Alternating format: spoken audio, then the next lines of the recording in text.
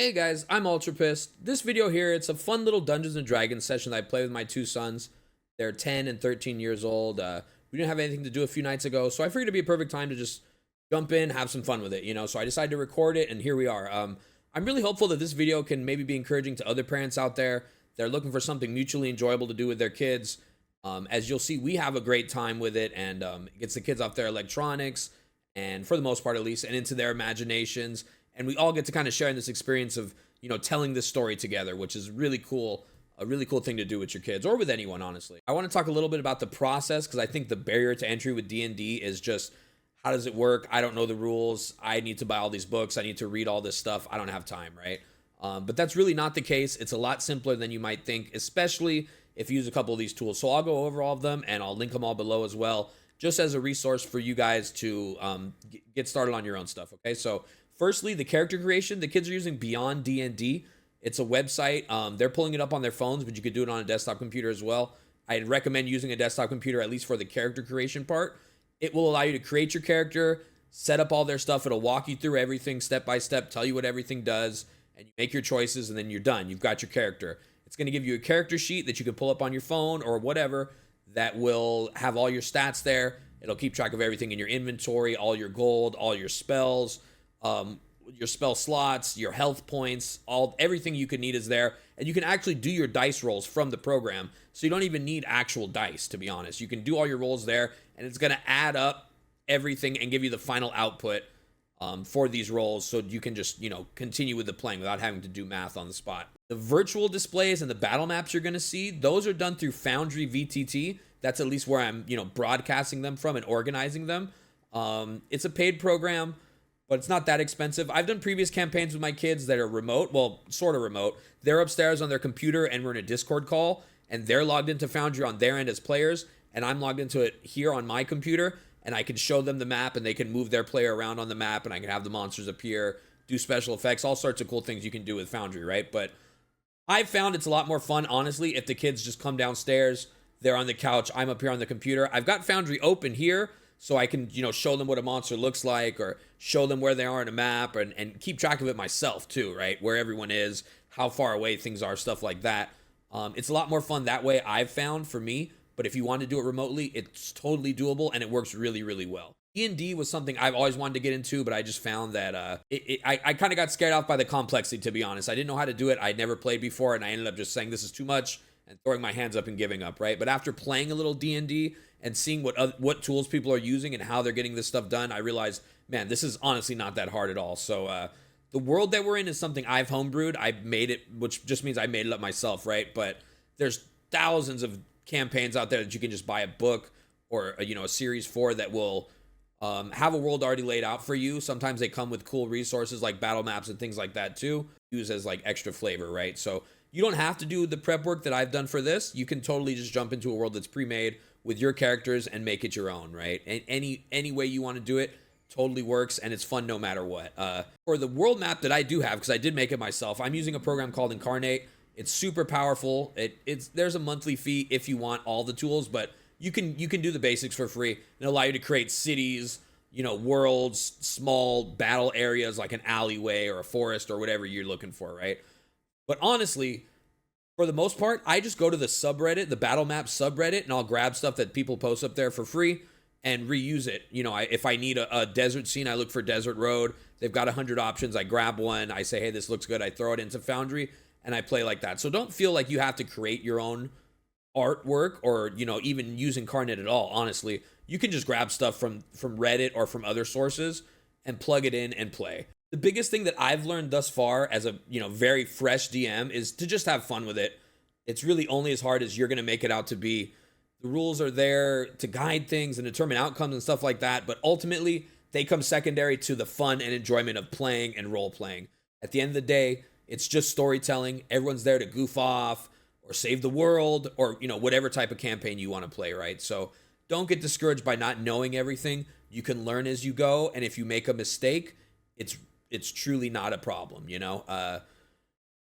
Most of my content, most of the stuff that I do is on Twitch, but I've been trying to branch out more on YouTube, especially for D&D stuff, because I think this stuff is cool to consume at any time, right? You don't need to see it live.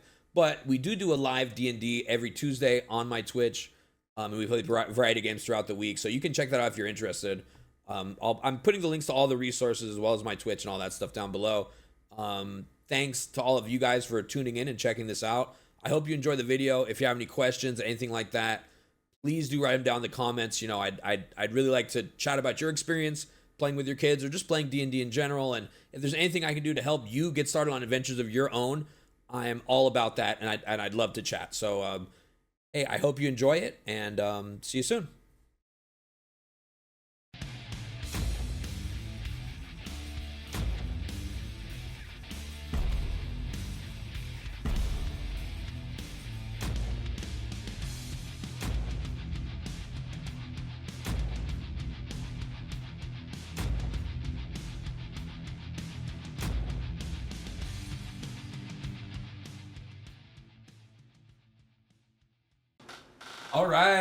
All right. Now we're starting for real. Say hi, guys. Again for the 10th time. All right. Yeah. All right. Okay.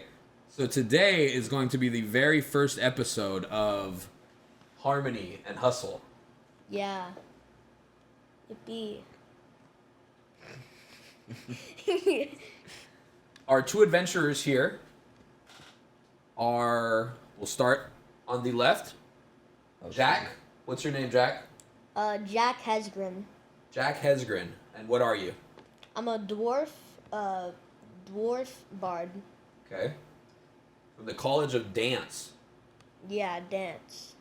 And I am little Luminer. what were you saying, Marcus? Oh. I'm like a merchant, you know, and I dance, and I'm dwarf. Okay. And who's little Luminer? Lunamir. I'm a gnome. I'm a wizard and a illusionist wizard. Yeah, he does merchant stuff with me. We sell stuff. So the two of you have traveled together for a long time and know each other very well. You travel in a stagecoach, which is drawn by two horses. Your horses' names are... Shoot, I wrote the horses' names down. Oh, darn it. Hold on. I think it's in my phone. Should you just call them like... Well, you guys name your horses. Okay, I named It's one a of them. male and a female horse. I named the male Dill. Dill, okay. Yeah. Thing 2. Dill and Thing 2. Yeah. Okay. Dill and Thing 2 are their two horses, and they are essentially traveling merchants who have a tendency to steal a little bit here and there. They do fair trade. You guys do make money transporting things, taking jobs, which is where you find yourselves today.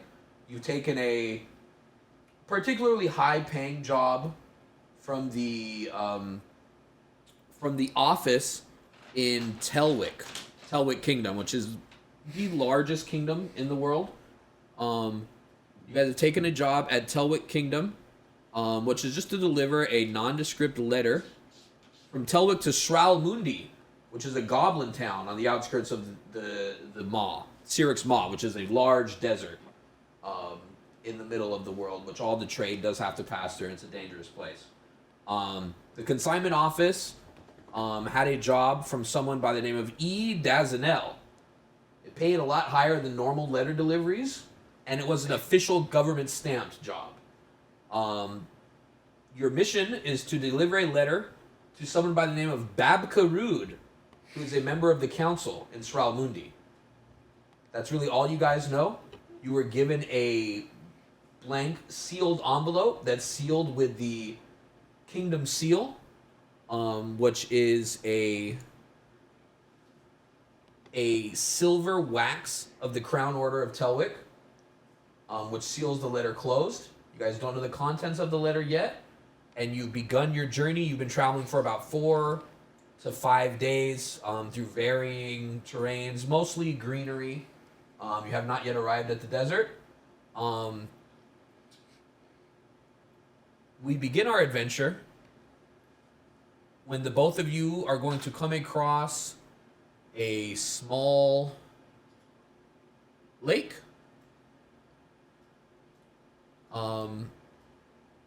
Your horses are, sorry, Dill and Thing 2. Yeah. Dill and Thing 2 both stop. And let's get a perception roll from both of you. Right. Where is my perception?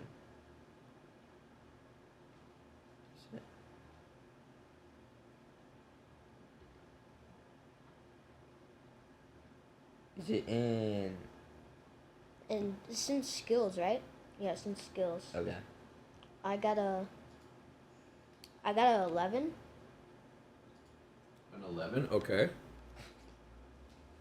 Has he got a 5? I got a 5. An 11 and a 5. Okay. With an 11, you see that the horses have stopped and are looking down at something in front. Also, still learning your guys' names. Latil is generally the driver of the vehicle.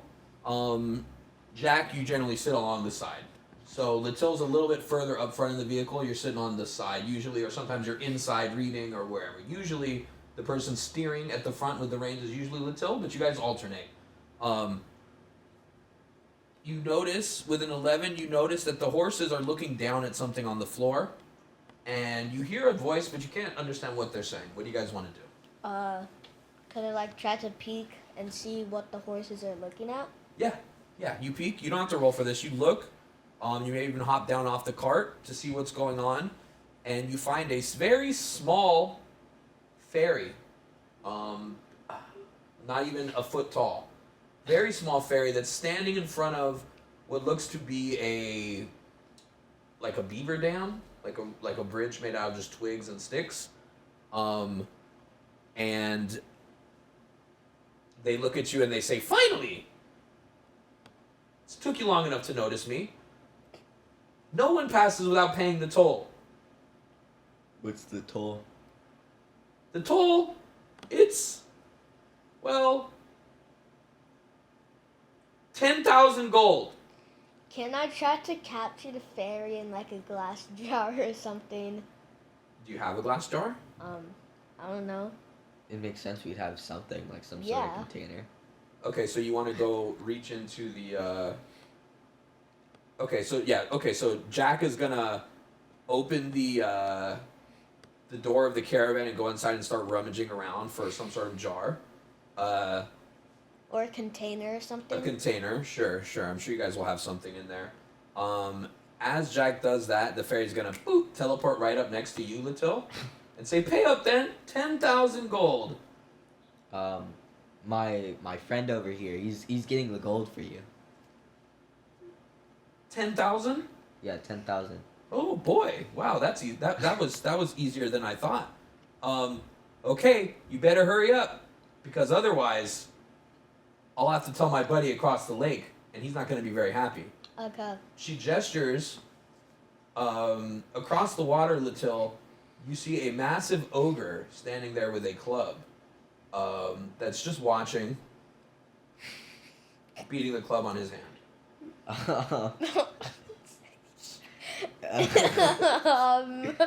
So You can take him. I'm gonna capture the fairy. You want to try to capture? Okay, so Jack, you do find a jar. I like cover my hand with a jar and like, here's the gold, and then I take it off. No, wait. I can distract her. I could like start talking. Oh yeah. Why do we have to pay the toll? Well, this is our bridge. There's no other way to get across. Oh, it's your bridge. That's right. It's my bridge. I want Is kind that what the of beavers motion. drew? Isn't that right, Gaga? And the ogre from across goes, "Yes, her bridge." How big is the ogre exactly? Like. He's about 10 feet tall. Huge to you guys because you're both small. Yeah, we're dwarf both and like gnome. 3 Okay. feet. So he's about 10 feet tall. He's pretty big. You know, he's bigger than a man. A lot bigger than a human for sure. Marcus, what are you again? Like, what's your He's a class? dwarf. Yeah, I'm a dwarf. No, it's A bard. Bard. Bard. Yeah. Okay, can I You guys are level 5. This campaign begins at level 5, Okay, so which is pretty strong. I'm gonna. But we don't know how strong these things are. Is he still like scrummaging? wait, for, like, a jar? wait. He's found the jar at this point. Can I just set the jar aside? Let me have it ready to use it. Could I use Zone of Truth and like say, is this bridge yours and do we have to pay? And like, is the ogre really your friend? All that. Yeah, how would you... So you're going to cast Zone of Truth? Yeah. Okay. You have to like say make it a the song. truth. Not necessarily. But you are a bard, so it would, generally you dance. He's the College of Dance. Mm-hmm. So it could be a little dance if you'd like.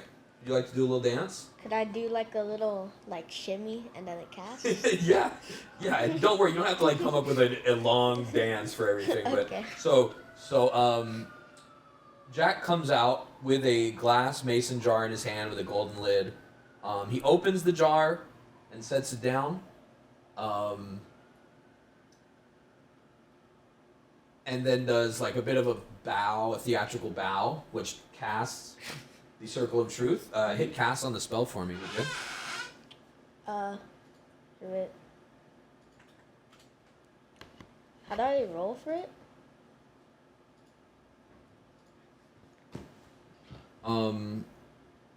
It should just be a button there that says cast. Or even is the spell you're looking at? Right here. Okay, I see.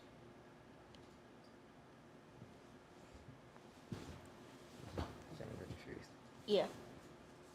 Okay, cast. Okay, he casted it. That was your second level spell already? The we're first thing not we do? paying 10,000 gold. You guys can take a rest, Okay, so you cast Circle of Truth, and then what would you like to do? I asked, is this bridge yours? Do we have to pay you? Do you really know the ogre? Could you read to me what Circle of Truth does? Uh, If you click it, it should give you more details. you create a magical zone that guards against deception. Yeah, so basically it guards against deception in a 15-foot radius. Sphere centered on a point within range until Okay. the spell ends. Okay. So you say, is this really your bridge? Yeah. She goes, yeah. No, we just found it. And she's like, what's happening? It was here when we got here. Is your ogre really strong, and does your ogre really know you? Yes. Do we really have to pay you the gold? Yes. Okay, well, while she's like distracted, like thinking about why am I saying the truth, I capture in the mason jar. You want to try to capture in the mason jar? Wait, Okay. no, give- you can distract her, and then I'll like go behind you, and then like I'll get her in. Okay, Isaac, you do it. I'll distract her. Okay, Yeah. so Jack has set the jar down on the side of the carriage. You gotta sneak around, Isaac. So you're gonna hop off. So, what is your character's name? Sorry. Little. Little, yeah. Latil, that's easy. Latil is gonna hop off, and let me roll. Okay, I need my dice. Oh, that's what would be fun, is to have this camera as my dice here. Maybe we'll do that next time. A 1 and an 8. Okay. A one- wait, the, for what? The 1. This is the perception of them noticing that you're Oh, leaving. okay. The ogre across the river doesn't really notice. He gets distracted by some flies that are buzzing around. And the fairy is so locked in and confused by the fact that she's having to tell you all this truth, that she doesn't notice that you even hop off the cart. So you go around, you grab the jar, and you come up from behind her. At this time, the ogre is going to make another perception, a 13.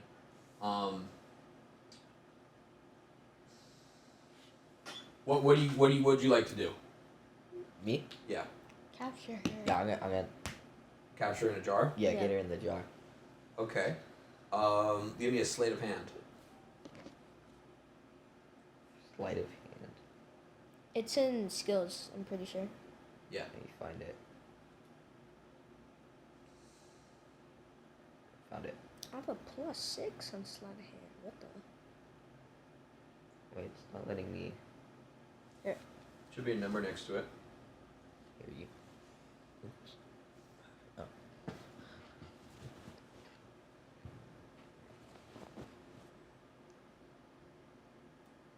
See it?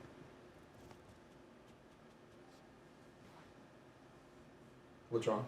No. What'd you roll? A 2. A 2. I think that the fairy would react before. I think that the fairy would just Yeah, be- you know, it's like, too I late. stack It's up right too behind late. her. You know, it's the jar is already closing and Mhm. she can't do anything. The ogre, he's opening his mouth. It's too late. With a 2, Latil goes to try and capture the fairy in the jar. And you know, she has wings and she's flying. So as your hands move around her, she feels kind of the change in the wind. And she just zips just slightly to the side and turns around at you as you close the jar, getting nothing but air. Is there another jar? Can I like grab another jar and surprise There's one her? jar and currently Latil has it. Alright, So you don't have a maybe I have a jar, you spell got for your this. hands. Can I just? You want to try to grab her? Yeah. Okay, give me a dex. Okay, she's like distracted by like dodging his jars. I know what's happening, don't worry. Yeah. Wait, Marcus. What? What if I like? 21. 21? Yeah, it's. Okay, so you do grab the fairy in your grizzled dwarf hand. I keep hold really tight. You know, there's. Are you trying to hurt her? I don't care if I hurt her. Well, are you trying to hurt her or not? I'm not trying to hurt her. I'm trying to catch her, and I'm gonna like use her as Yeah, and then we hostage can for put the her ogre. in the jar after. Yeah. Okay. You, when the fairy turns around and says, "What do you think you're doing?" putting her hands on her hips and looking at Latil, immediately is grabbed by the dwarf behind her and says, "Oh my word! I don't believe this." And she goes, "Greg! Greg!" Stuff her in the jar. Stuff her in the jar. Stuff her in the jar. Yeah, quickly. Okay. I'll like hold it open like this. What are you doing to my love? The ogre from across the river says, "My love! Unhand her!" And the fairy says, "I'm not your love. Stop calling me that." While they're distracted, let me throw her in the jar. You want to throw her in the jar? Yeah. you can Yeah, throw her I'll in the close jar. it. I'm like put her holding in it the like jar, this. and then he closes it. Okay, close the jar. Okay, so you do chuck her in the jar, and you do close the jar. The fairy bangs on the glass a little bit and says, "You're gonna regret this, you two." And I bet the ogre tried walking even though they're over the bridge. the ogre's standing up on a plateau that's on the other side of the water. So when he sees this happening, he jumps down. There's a big shake, big heavy guy.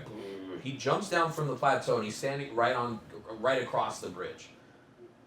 Can I like hold the jar and say, "Hey, bud, we got your love here. We're gonna do some real Yeah, bad right. stuff if you don't let us through." Yeah. So Jack grabs the jar and holds it up and says that. And then the ogre says, "No, you don't." And Jack, you look to the jar and see that the fairy is not in it. I thought we put her in. The fairy is flying right next to the ogre now. Fairies do no magic. She misty stepped right out of the jar. Okay, dude. So now, the ogre says, "You're gonna both get it now." Ugh. Can I do? He's gonna brandish his big club. Yeah, what do you want to do? Can I do some minor illusion and? That's what I was gonna do. Oh yeah, I whisper to Isaac, do some illusion and like make the fairy back in the jar and make the ogre like the fairy isn't there anymore. It's back in the jar and she can't get out. We can both use illusion. I'll use it. Yeah, to we'll both use illusion. Make the fairy in the jar. Yeah, and and then you I'll add use it multiple. to make her disappear. Yeah. and then make us like more threatening, Okay, so you guys are bigger. both gonna cast illusion. Yeah. Yeah. One of you to make the fairy appear in the jar, and one of you to make. The fairy beside him disappear and he can't hear him, and then we also become bigger. Okay, so you guys are going to. You'll make an illusion. Okay, so at this time you guys both cast illusion. An illusion of the fairy does appear back in the jar, and a mirror, kind of a curved mirror, appears between the fairy and the ogre, so that the ogre looks up at the fairy. He just sees this mirror. He doesn't see. You're not casting invisibility, so you can't make her invisible because she's a person, Yeah. you know. So, when the fairy says, "Get them," the ogre looks up to where the fairy was and just sees the mirror. And then, what will you guys do? See, we See, have it. We in, have like, her in the like jar this. again. Last chance. Yeah. He says, "Oh, just don't hurt her, please. Don't hurt her. What Let do you- us through. Let you through? I'm not supposed to do that." Who told Well, you that? You're also supposed to protect Her. your love. Well, she's gonna die if you don't let You us gotta through. protect your love, man. He goes, "Oh, oh." He's not sure what to do. I'm gonna start like readying up our horses. Okay. And you guys are going to try to cross the bridge with the Yeah. caravan? Oh yeah. Can I also say like, fork me over your gold? Oh yeah, we want 10,000 gold for her dad. Roll deception. Okay. Both of you roll deception. You're reversing it. What was it? Deception. Yeah. It's in skills. Found it. I got a 20. Really? Wow. I got a 23. Wow. Okay. So both of you demand to have the ogre give all of the gold. The ogre does believe what you guys are saying, that you have the fairy in the jar. Also that you will hurt her if you don't do what you're demanding. So you guys are gonna also start crossing. Wait, is the bridge gonna collapse? Do you want to take a look at it before you cross? Yeah, can we? Yeah, give me a perception at the bridge Okay. specifically.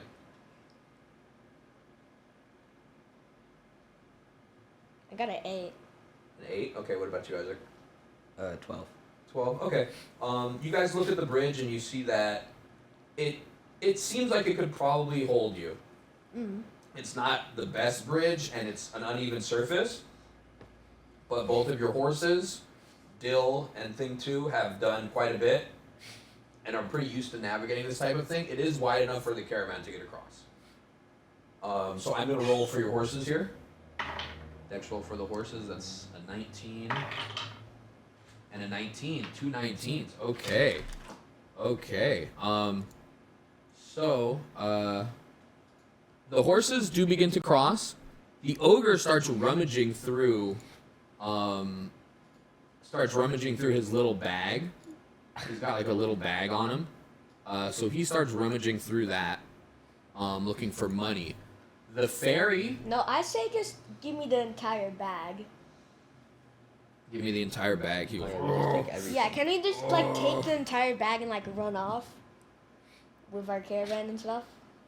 Yeah, okay, so you guys traverse the bridge. So now you're standing right in front of the ogre. The caravan is parked up right next to him. The fairy is screaming, "I'm right here!" Oh wait. Yeah, also can we, as we pass, can we like just give the fairy to the ogre, like while we're already past him? No, we have to wait. And then we'll like.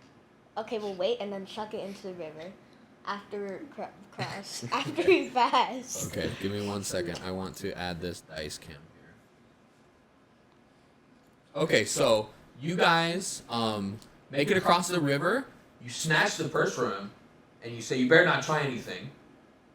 That's Jack who does this. Jack grabs the pouch, which is big. It's like almost the size of you. So you grab it with both hands, and you say, "Now you better not try anything, or the fairy gets it."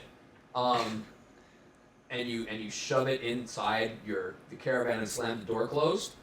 And climb up. The ogre is hearing the fairy say, "I'm right here, you idiot! I'm right here!" But he says, "I know you're there. I'm going to get you out of there." Thinking that it's coming from the jar, right? Okay, yeah. We throw the jar into the water and then we drive off. You want to throw the jar into the water? No, we let's keep it. Let's keep it. Keep the jar. Yeah, we'll keep the jar and Or maybe- drive Well, off. he's going to come chasing. Okay. Okay, we'll let the fairy free out of the Yeah. jar in his vision and then run off. Okay. Sorry, I'm just trying to do a little extra thingy here. Two, please. Oh no. What is that? Nothing. It's nothing. I just wanted to have the dice roll. Go. Okay.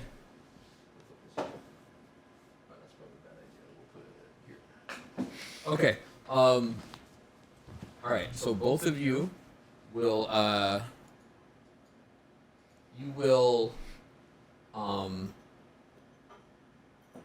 take the money and you say, "Well, where's my fairy? We open the jar. Give her here." Open the jar and like let it outside of the caravan and just like close it up and then go back in. Okay. The illusion comes out of the jar and kind of starts to dissipate in the air. Yeah. I start like making the horses run. Run. Okay.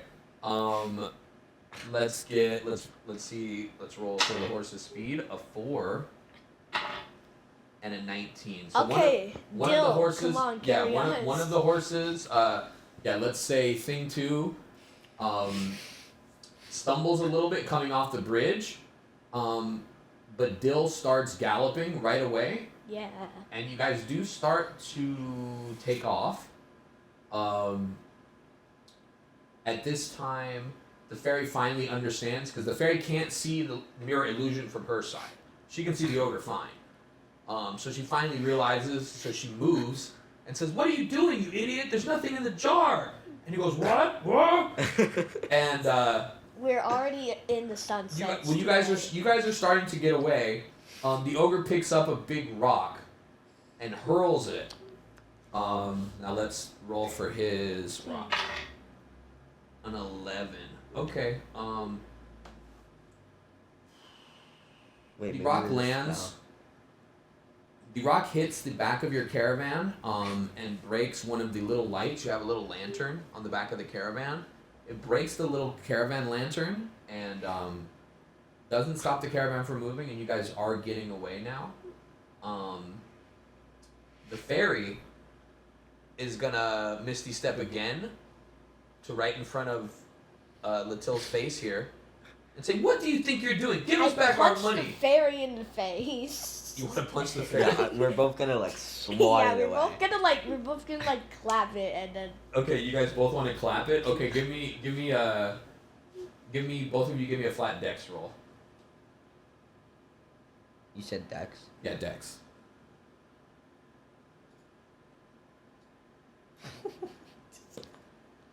What'd you get? 3. I got a 20. 3.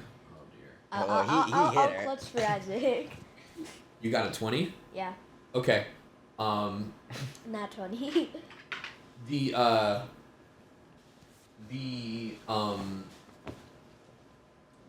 You're gonna miss. You're gonna outright miss because you're coming from kind of further away. Me? Yeah, you rolled a 3. No, I rolled I a rolled a 20. 3. Oh, you rolled a 3. Okay, sorry. Latil's gonna try to swat at her and miss, and Jack's gonna kind of come because you're sitting on the side of the car. You're gonna Yeah. kind of come to the front and downward slap her right on the top of the head, and she go, "Oh, I never!" And she falls down and gets hit by the caravan, is bumped, and then she's screaming at you guys, "You haven't seen the last of me! Can I put it back in the jar? Give us back our money!" No, when you hit her, she's Okay. gone. Okay. So now you guys are speeding off now. Okay. So you guys do make it past this section. You've stolen a bag. Oh my God, what are you doing? Yeah, I don't know what he's Yeah, doing. Finn stole a bag. Yeah, Finn's also stolen a bag. He's playing with a plastic bag. So you guys do make it away safely. And it seems that everything is gone now. What are you guys doing? I'm gonna while the horses are going, I'm gonna start like rummaging through the bag. Okay. Yeah. Can I also like take a look at? Should we like peek inside the note? It's like government official. Well, it has like the wax seal, so it would break. Is it a wax? Oh, it's a wax seal. It's a wax seal, so you'll know if it's been opened. Unless you guys have some sort of magic that you could do. What if I like hand it into the person with an illusion that it's not opened? Well, they're gonna notice. know. They have to actually open it. And how long does your illusion last? Well, like when we're outside of the door, we like hand it and then. Yeah. No, So but then we're gonna be fugitives, or maybe I don't know. Okay, yeah. Let's not look inside it. okay. Well, you We guys can can also- steal that big sack from the ogres. Yeah, I'm gonna start looking Well, through They're that. probably outcasts too. They've stolen a random bridge. Give me 10K gold. Well, they didn't steal the bridge; they were just Well, there. They're just at the bridge. It's public property. You know what we could do with it? Our next encounter, we What? could use the like envelope, and then get our way through. Mm, We're government people. yeah. We're gonna send the government after you. It's not a bad idea. It's Also, not a bad like, idea. what if I just make the jar like really big and then trap a person in the jar? What? Do you even have magic that can make a jar? I big? have illusioning, so Illusion, like. But that's it not it how just it works. appears that way. It's not actually real. Illusions are not real. I know, but like, they think they're trapped. But what if they try going out? Okay, good Yeah, they point. could just put their hand right through it. And let me out, and then their hand just. So, you guys travel a bit further. You find yourselves.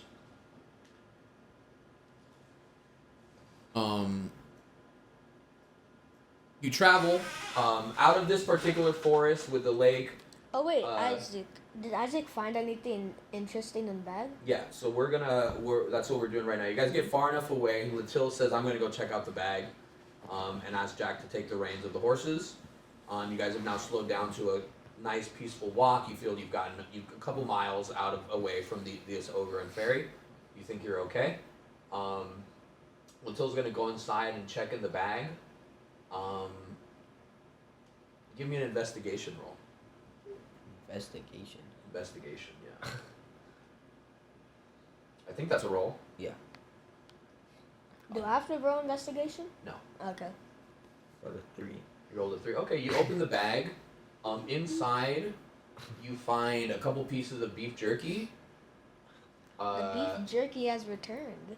Remember in Yep. the kind of ping? I still have that beef jerky. You guys are talking about your other campaign. Yeah. Yeah. Okay. So there's some beef jerky inside, just some dried cured meat, and you do find 50 gold coins. Could I go ahead and like say? Can I like go ahead and check and maybe get a better investigation? Yeah, sure. Mm. That was not 10,000 gold. Also, there's a bunch of trash. Like there's like some chicken bones and like. Is it just a regular bag, or is it like a bag of holding? It's not a bag of holding. It's just a really big bag, a humongous bag. It's So, like like- a huge fanny pack. Investigation, right? Yeah, So like a giant sack. a giant sack. Yeah, but there's a bunch of trash in there, right? So among the trash, you do find 50 gold coins at the bottom, a chicken bone, some fish bones, some pieces of wood, some I got a rocks. 2. You got a 2. Yeah, you just pull out more trash. Could I like dump it out? You can dump it out. Yeah, it's a lot of trash. It's a huge bag. Wait. So where are you dumping it out? On the floor? Do you guys want to stop the caravan, or Yeah, are we still going? let's like go. Let's like first like get to a nice stop and then check. Okay. So you guys now start to enter a desert area. As you're getting closer to Shramundi is in the desert, so you know you guys are getting pretty close now. You've done this travel, not often because people don't usually send things to Shramundi, and you guys try to generally avoid the desert. and work usually between. You like to work normally between Telwick and Sheshin, and you will skirt the Felden Forest most times. There's have been times you had to go through the forest, but it's pretty dangerous. So it's not often that you get jobs to Stramundi, but you guys have been here before. You assume you're about maybe a day out now. You're back on a road. It's starting to give way from green to sand. And you guys come to a rock surface. There's mountainous regions on both sides of you. Some bushes and shrubbery here and there. And you guys want to go ahead and dump this thing out? Yeah. Yeah. Okay, so you guys stop. Why don't you give me a perception here?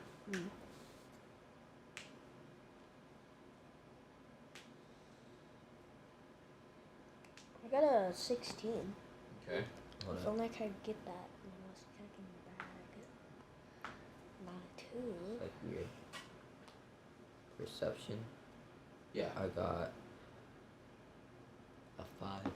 It's Five. fine. I I got got a a 5. 16. So that's like, in total, that's like more than 20. I don't think that's how it works. Well, we're It's- both it's- checking. It's not in total. Yeah, that's not how it works. But neither of you guys were checking because neither of you asked to check anything. It was just a passive perception, really. So you guys stop the caravan and hop out, and you dump the bag out on the floor. Yeah, like of our caravan. The trash just keeps falling out of this thing. It's like an endless. It feels like it's a bag of holding because it's just so much trash. Just old pieces of meat, fish bones, chicken bones, rocks, weird things, crumpled up paper that has stuff that looks like poo on it. Just a whole bunch of stuff is dumping out. What do you guys want to do? I'm gonna start like throwing out trash. Do you just keep dumping it out? It's all dumped out now. It's all on the floor. Oh yeah. Seemingly. Let me help throw out trash. Okay, so you guys want to start sorting Yeah, we're trash? gonna Wait, start. you said seemingly? You guys have emptied the bag out as far as you know, yeah. I like make it inside out. Inside out the bag? Yeah. Yeah, you find another 3 gold coins that are kind of bumped into the fold. So you guys have found 53 coins now. And other than that, it seems to be empty, yeah. I mean, let's just like keep the bag and then Yeah, keep I'll all start the sorting through. yeah, keep the beef jerky, keep the gold, keep anything else cool. Okay. So you guys want to start sorting through it? Yeah. Why don't you give me another investigation roll, both of you guys, now that everything's dumped out on the floor?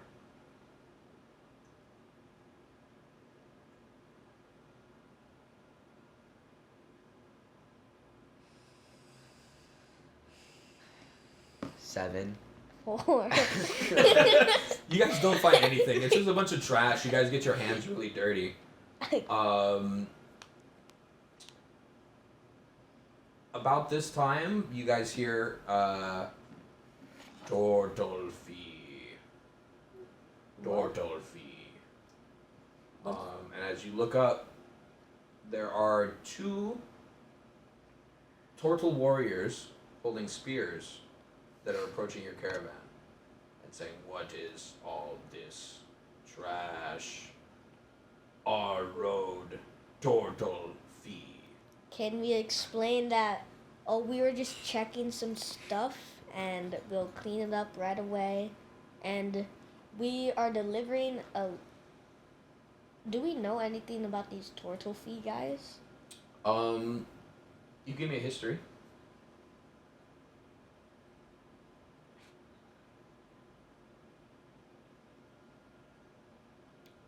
A 10 is enough, right? With a 10, you've heard of turtles. You know they are desert-dwelling creatures, relatively intelligent. That's about all you know. They have spears, right? They're holding spears, yeah. There's a photo up on the screen if you Oh. want to take a look. Oh, okay. They're a little bit taller than you guys. I use mage hand. Why? I want to steal their spear. Dude. So we're Mage trying- Hand has, I'll give you a heads up here. Mage Hand has almost no strength. Oh. Like it's like a strength of 1. So to take a spear out of someone's hand, you know, it's gonna require force. Okay, wait. It says I can make it invisible. So like, what if I like slowly? Like Just We do snip not hat. need If you would like to steer. try, I'm not gonna stop you. Isaac, don't do it. We do not need to fight these guys. we're not The fighting turtle feet them. are cool, okay? I like turtle feet. Okay, let me just say, oh, we're just checking some stuff. We'll clean it up immediately. Clean now. Immediately. Now. Okay, we're cleaning. What is immediately? It Clean means now. Immediately is now. I said now. And then you hear, what is this? And a even larger turtle walks up. Can we start cleaning it up and putting it back in the bag and like I tell Isaac to keep the gold and the beef jerky, and then I'll put the rest of the trash in the bag, and then we hop back in the caravan and like lock it up and stuff, okay? Or I can pull out the Isaac, envelope. no! I'm not stealing his spear. I can pull out the envelope. These people don't know anything about government or politics. They don't even Maybe know what they do. immediately means. Can we say we peaceful, we deliver letter to not you but someone else. Lord Turtle does not care. Okay, What clean you it up. do, clean your trash and pay my fee. Why does Okay. everyone have a fee? How much is the fee? How much do you have? We have 15 gold. Not enough. We could look for some extra gold. Don't look. Find. Clean. We Now! find in total now we have 25 gold. Not enough. I know you. We find an extra 55. The Turtle King is now going to gesture to his two turtle minions, Wait, why are we paying him? and they're both going to start marching towards you with their spears drawn. Oh and my pointed. god, can I make an illusion of just like this huge pile of gold and like hand What it level over? spell is illusion? Wait, let me go I have level third 2 level spell. illusion. Or wait, do I? No, I have. Just remember, every time you cast a spell, you lose a spell slot in that level. So, just be careful because that's all you got. I have a cantrip called Minor Illusion. And Isaac has like a bigger illusion. I think I do. So we could both like work together to make a pile of gold. To make a pile of gold and like, here's your gold. They would know, I feel like. If a How? like a big pile of gold just Well, they're appeared pretty and- stupid. Can we just like Maybe pull they it just out don't our know our pocket? language very good. Um. We're the people coming into their place. Okay. We take out the bag, and we dump it out, and it seems like a bunch of gold comes out, and we give So it. you're gonna cast Minor Illusion. Read to me Minor Illusion. Let's see if that can do that for you. No, could Isaac. Wait, let me. No, I got a better idea. I use fear. You create a sound or an image of an object within range that lasts for the duration. But it's not An gonna object. work. You could make one coin. Here's your buddy. I want to use. You could make fear. one thing, but if it was a gold coin, it would just be one. Okay, Isaac, you have stronger illusion. Fear. Each creature in a 30-foot radius. I 30 don't foot think cone. they're gonna get. Well, it's my magic. Okay. Each creature. Go on. In a 30-foot cone must succeed on a wisdom saving throw or drop whatever it is holding, and have the frightened condition for the duration. The frightened creature Drop? takes it. Yeah. It drop the spears and steal the spears. Frightened creature takes the dash action and moves away from you by the safest route on each of its turns, unless there's nowhere to move. Okay, so you're casting Fear? Yeah. Okay, what level spell is it? 3. Okay, make sure you mark that as one of your level Yeah. 3 spells. So, like, cast it and it should click one off. You guys see the boxes for your levels, right? Yeah, I do. I Keep got track 2. of those. Okay. What is the wisdom saving throw? Let me check. Where would it say? on the spell itself. It says it must make a wisdom saving throw of DC something. Or it should have a number there. Is it a 15? Let's make it. Here. Marcus, can you see it? Hmm? I don't see it. It's a level 3 spell. Well, no, that's not it. What am I looking for? This the level spell. It doesn't say a number. Oh, here you go. Wisdom 13. Wisdom 13. So if they beat this, it's not going to cause them. Okay? Turtles are wise. That's the one thing they are. It's a 5. Oh. Okay, so the first turtle is going to be feared. A 17.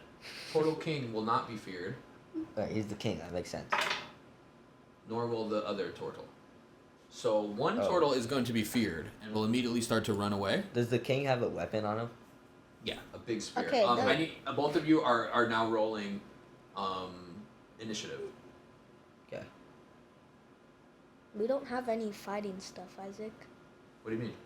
We don't really have any like fighting spells. I do. You do? I only Yeah. have like a tricking spells like You have a weapon. illusions. I do? What's Yeah. my weapon? I don't know. What is your weapon? What did you choose?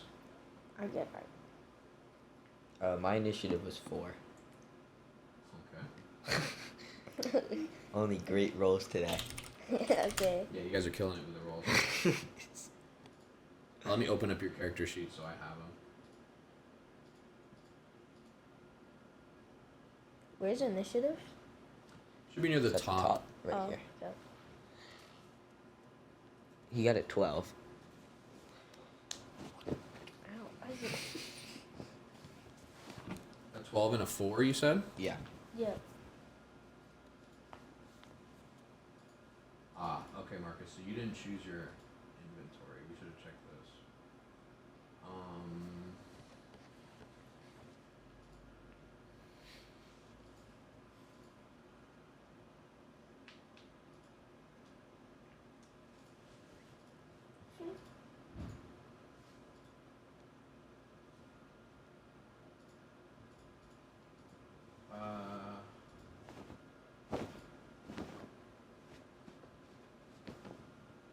Isaac, what fighting spells do you have?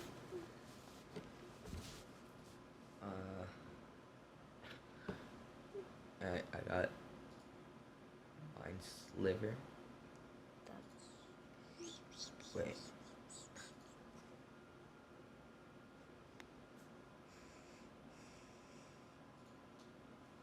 So you have two. What kind of weapon do you want? Marcus? Vicious. This is something we should have figured out before. I thought you guys had already done this. But you have a weapon. I mean, just like a basic dagger would be good. Yep. Yeah. Okay. So you have a dagger.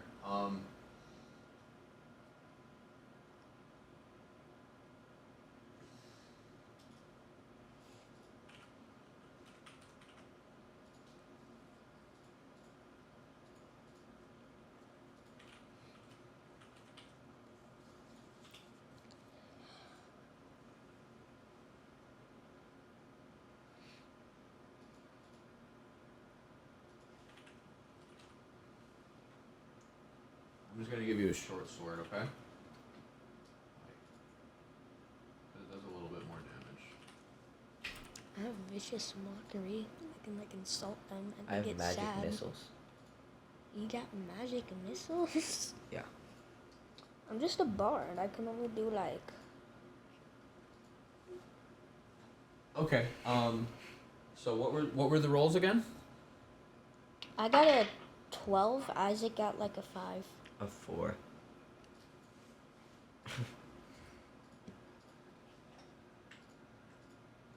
Wait.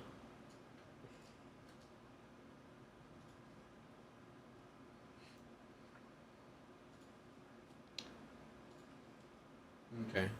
So. Let's roll all this. As my like first attack, could I do command on the When like when it's your turn, that's Yeah. when you'll get to do things you Mhm. want to do. Okay. What did you roll? A 4? Yeah, I did. Oh, and what did you roll, Marcus? A 12. 12.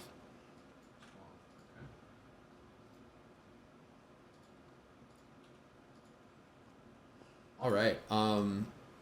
So one of the turtles is going to be struck by fear, and go and start running away from you guys as fast as he can. He'll kind of stumble over a log and just start sprinting away. King Turtle is going to say, "I know this magic," and he's going to raise his spear to strike you, Latil. Mm-hmm. So he will roll with his spear and hit you for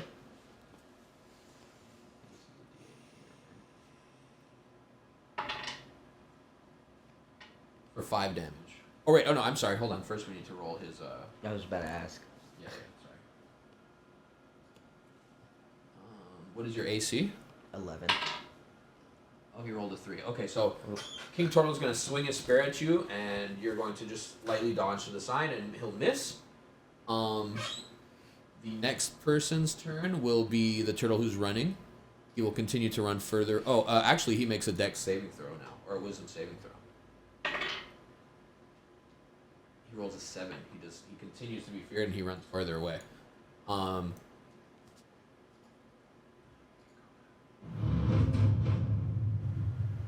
Whoa.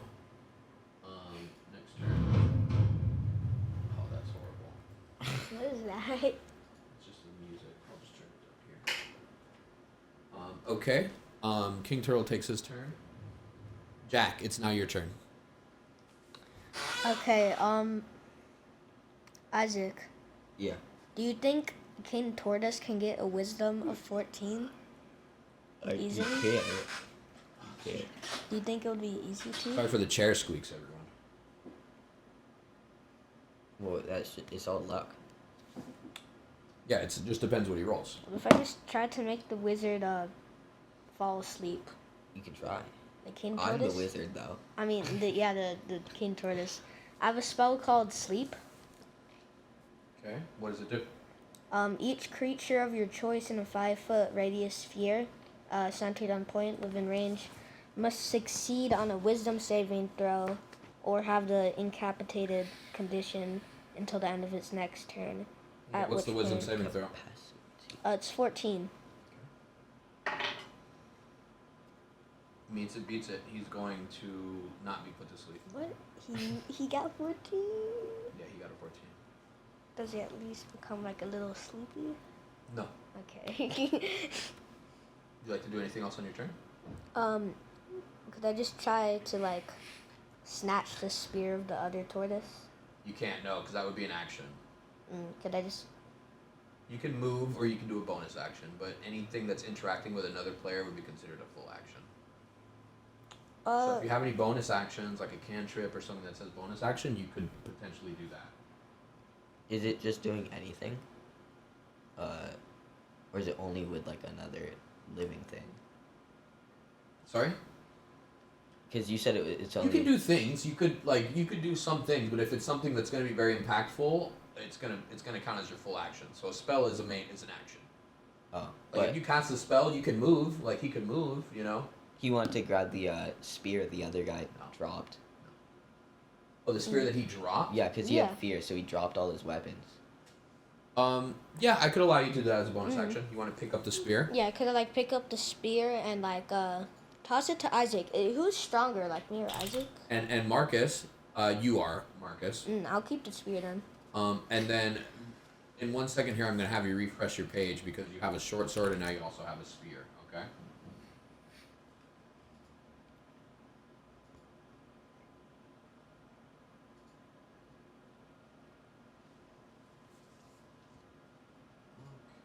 Oh, my phone's kind of low. Really? It's at 18. Okay, that'll be all right. Okay, so you're going to pick up the spear. Do you want to use it as your weapon, or do you want to draw your sword? I want to use it as my weapon. Okay. I would refresh that page now, Marcus, and you'll have the spear there. All right. So that's Jack's turn. The next turtle is going to now use his spear on Jack. He's standing right in front of you. So he's going to say, "You don't pay turtle fee. You will feel turtle from me." Wait, Isaac. He rolls an 18. He's gonna hit you with his spear, Jack. I think when you're Ooh, using my zone of he rolls truth, an you 8. pressed it 3 times because Ouch. all my 3 slots are gone. Then undo him. You can just click him to undo. Okay. Yeah. He's gonna hit you, Marcus, for. Oh, it's a D6, not a D8. Oh, okay, well that's perfect. Hits you for 8. So you're gonna take 8 damage. You know how to do damage? Me? Yeah. Do you know how to give yourself damage? At the top right. Top right. Where So your you health 8 is. damage, and then yeah. you click. Yeah. You can just type in 8, and Why then do you have so much HP? He's a dwarf bard. Yeah, I'm a He's dwarf. 48. I'm like dense. Yeah, he's dense. He's tough. He didn't do it. No, Dwarves I did minus 8. bards are essentially melee with some spells. You know, they're a Oh. hybrid class. You're a wizard. Yeah, I have like half his health. Yeah. Yeah. Well, you better be happy he's here. Okay. Latil, it's your turn. Alright. I'm gonna use magic missiles. Does it hit one You're person? very close to them, so you will get a disadvantage because it's a ranged ability. Oh, am They walked right up on you guys. I? Okay, that's fine. You could try to disengage, or you can use something other if you have a close range magic. Wait, let me check this. Phantasmal force. Cross.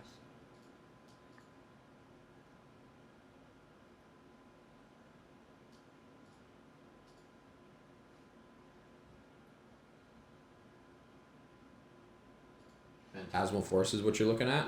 Yeah. Yeah, it's another. You create a creature that only the target can see. Includes sound, temperature, and other stimuli. The target can take a study action to examine the phantasm with intelligence check. If the check succeeds, the target realizes that it's an illusion and the spell ends. But it's against your intelligence, which is high.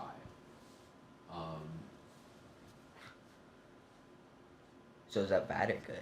Well, it's better because it's your stats rather than just a regular check.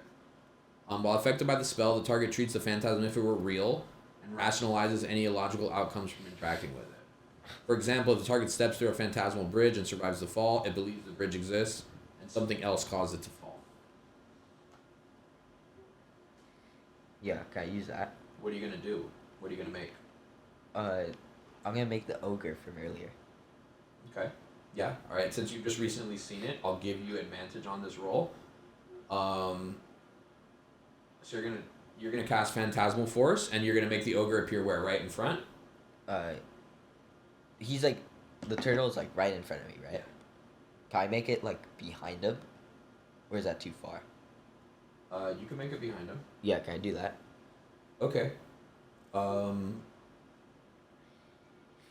And do you want to have it like yell or something so he hears him? Could I make him like do something? That isn't just yelling, because I know he can do damage. He doesn't do damage. Make him like breathe down his neck and then he like looks behind It's him. perceivable only to the target. The phantasm includes sound, temperature, and other stimuli. It does not have attacks. It's just something that they see, and in their mind they believe it to be real. Okay, because it's saying 2d8 of damage. Oh, phantasm can deal 2d8 psychic damage to the target. If it's in the phantasm's area, oh, you're right. Okay, so it can deal psychic damage. You're right. Okay. So you're cast it. okay. So you're going to summon an illusion, and then you want it to attack him. Yeah, I wanted to like grab him like this. It can only deal damage. It Yeah. can only do what it says, so it can only deal 2d8 damage. Oh, okay. Yeah, it's fine. Like grappling, that's like grappling. Like that's a mechanic. Like grabbing is a strength check. They both roll strength, and if you get them, then you're holding them. Okay. So it wouldn't grapple him, but it can, it can hurt Just him. hurt him. Like, yeah. Yeah. Okay. So it's gonna deal 2d8 damage to him.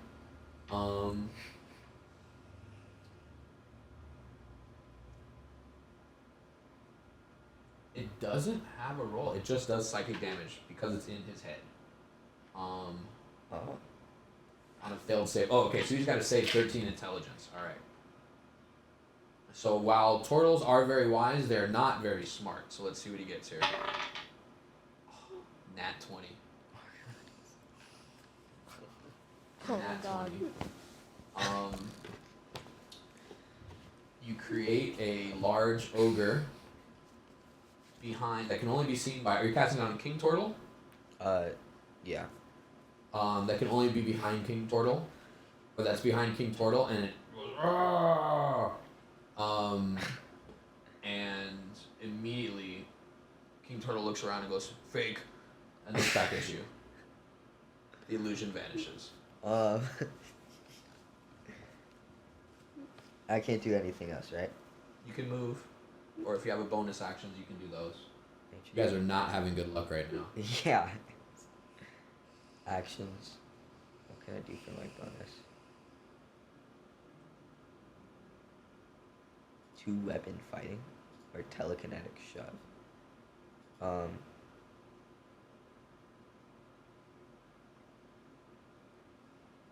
Those are bonus actions? Yeah. Oh, yeah, I don't know. Oh, can I shove him like away from me?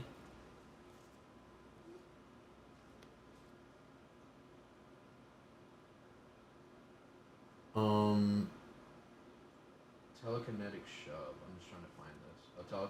As a bonus action, you can telekinetically shove one creature you can see within 30 feet of yourself. When you do so, Darkness can see on a strength saving throw, DC 8, plus the ability modifier of the score increased by this feat and your proficiency bonus. The ability modifier of the score.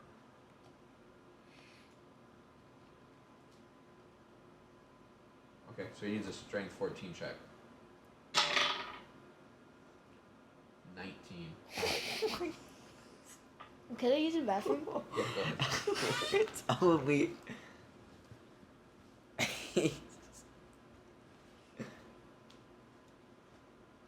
First, he just denies my illusion. And Well, I mean, see, if you guys are just hitting them and dealing damage to them, they're taking damage, right? But when you try to do something that's going to basically take them entirely out of combat, it requires that lucky roll, you know what I mean? Because this stuff, like, that illusion would have been able to do up to 16 damage to him every turn and not even be your attack, you know what I mean? Like, it's stupid strong, right? yeah, He's but then scared of it, he fights with it, it can hurt him for a lot, you know what I mean? And it could be anything, you know what I mean? So it's like a very powerful spell. You know, like you guys are throwing Hail Marys, essentially. Like you're trying to land this super, like, big hit, you know? we're not very good fighters. We're merchants. I get it. That's it. I get it, but I'm just saying, this is the choices you're making, you know what I mean? Now you've got these two turtles here, and they're going to poke you up, you know? He rolled a 20 and a 19. Yeah. Back to back. Yeah, it's unlucky. It's so unlucky. It's unlucky. It's definitely unlucky. There's no doubt that it's not unlucky. So, okay, you cast Telekinetic Shove as a bonus action, and he does pass the strength saving throw. So, you do how do you cast your magic? Is it just like with your hands? Yeah, I think. So you make like a shoving action with your hands, and like some blue, I'd say blue hands extend out from your hands and go to try to push the turtle, and it just kind of hits his body's got a big pot belly, you know? So it just kind of hits that, and he does not move.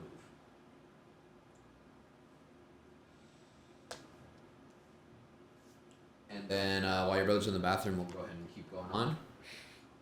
Next is King Turtle. King Turtle's gonna go, "You should have paid, silly man." And he's going to use his spear to attack you again. What's your AC? AC, armor class 11. 11. Okay, he rolls a 14. He is going to get you. Where's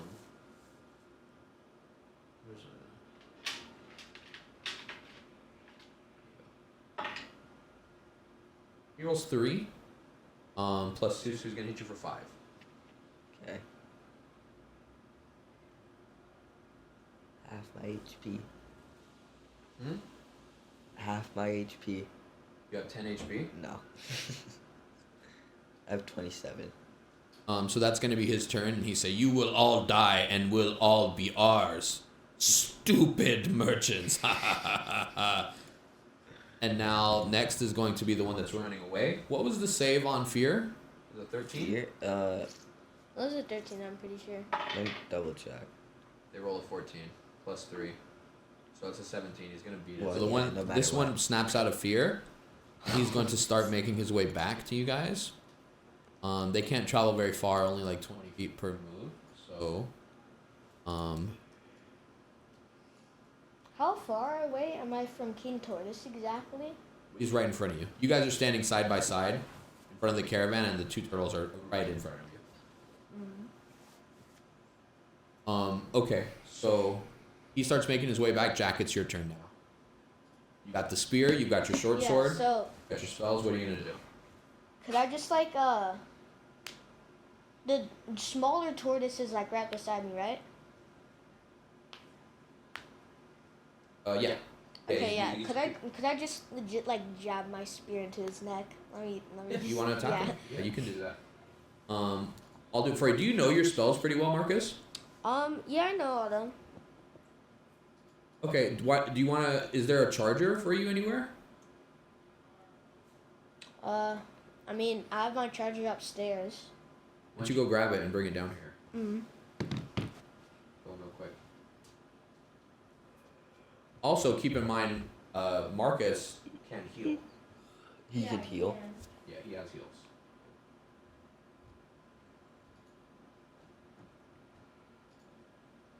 So Marcus was using 2nd level spells, not 3rd level, so that's good. So Marcus is going to use his spear. Let's go ahead and roll for Marcus. You want to roll for you, Bug? Sure. You got your charger? Yeah. Let me see it. Ah, okay. Oh, it's just a regular USB-C. I thought it was like the weird one. I have a charger for you. I have one for you. Why don't you give me your phone? I'll charge it up here. Mm-hmm. Take this back. And then if you have questions about your spell, well, keep it for this battle. When this battle's over, then we'll charge it. Okay? Okay. Keep this. You keep this because I don't want to lose it. Keep it for this battle. So while you're in the fight, you might need it. You know. But I do have your character sheet pulled up on my screen here, so like we can look at it if we need to, if it does die.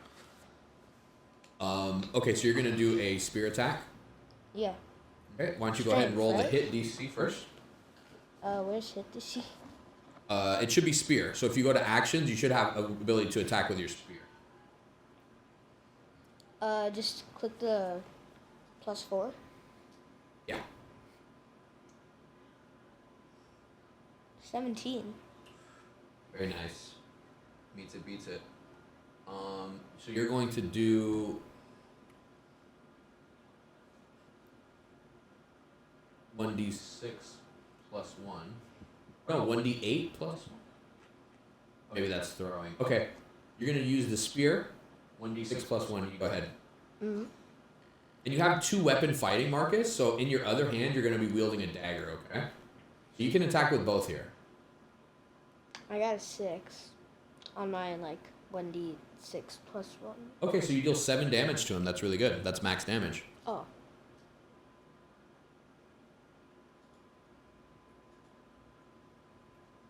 Make him take damage.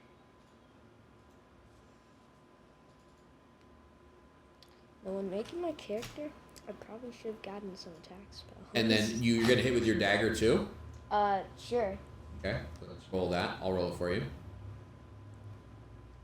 You roll a 6. You miss with the dagger. So you stab with the spear, a really good stab. And you try to hit the dagger, but it just kind of bounces off his turtle shell. And this turtle is hurt a little bit. Anything else you want to do with your turn? Could I... Is it slow? Is slow a bonus action? I don't think so. Okay, yeah. Yeah, could I just move back a little bit, like kind of like to the side, like not in front of everyone? If you move, he will get an opportunity strike on you. Because you guys are close to each other. What if I move like back? No. Okay. If you move away from him, he will get an opportunity strike, a free hit on you. He could miss that hit, but he gets to hit you once for free. Let me just stay then.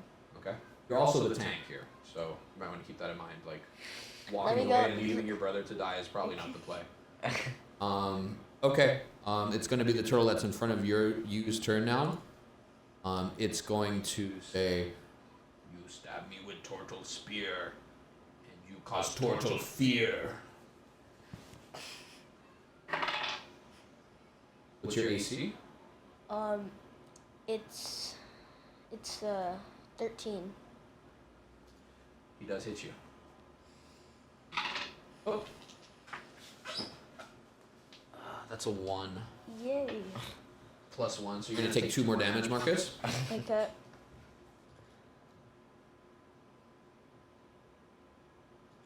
And it's now your turn, Latil. Okay.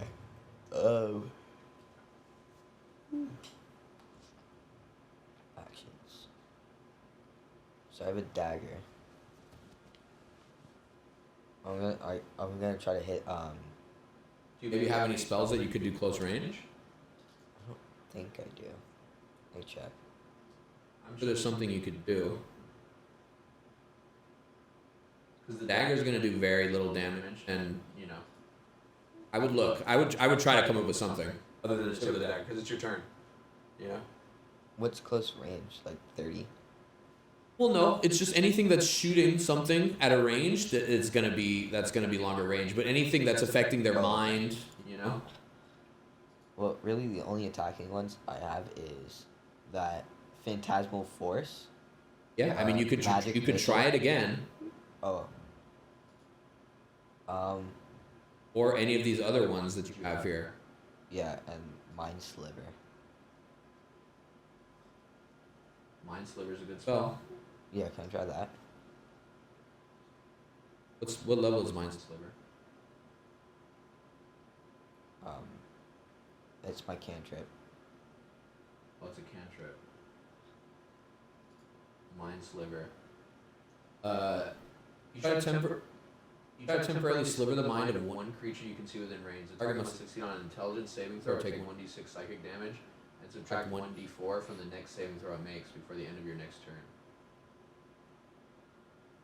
Oh, it increased by 1d6 when you reach level 5, so it's 2d6. That's good. Okay, you're gonna do Mind Sliver on who? The king. On the king. Okay. It is int 13. 13. Okay. There we go.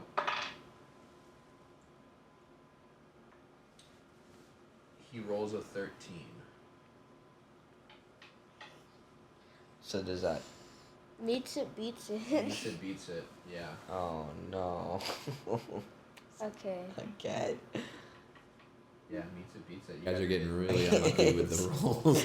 And that's a -2. He rolled a 15, but I'm giving him a -2 intelligence. And he still beat it. So, bonus action. I mean, is that a bonus action? I don't think so. No, it's not. Yeah, no, it's a spell. Anything else you'd like to do on your turn? Can I try the shove again? Yeah. Yeah, totally. He's cheesy. He's gonna get a nat 20. Yeah, he's gonna get a 20. It's gonna Well, his rolls have got to run out eventually, right? What is the save on the shove? 14. 14. Intelligence, right? Yeah. No, wait, is it? It's a strength save, I think, right? Yeah, strength. Strength save. Strength 14. Okay. DC 14. DC 8 plus your charisma modifier and your proficiency bonus. Okay, so it's not 8. He rolls a 9. He does not. So you are able to shove him. Yeah. When you said target's gonna or move 5 feet toward or away from you. So you want to shove him away from you, right? Yeah. Okay, it's only 5 feet. So he moves 1 feet away from you. Wait, could I shove him into the other turtle? Yeah. Yeah, can I do that? Okay, so you'll shove him into the other turtle. He's gonna bump that turtle over. That turtle's gonna take, let's say, 1 point of damage just from getting his foot stepped on. And he's gonna move. So now neither turtle are within attacking range of you. You would be free to move without getting a attack here. You know. Oh yeah. By the way, are the tortoises like carrying anything like a bag or something? I mean, they're carrying spears and they're hitting you with them right now. Okay.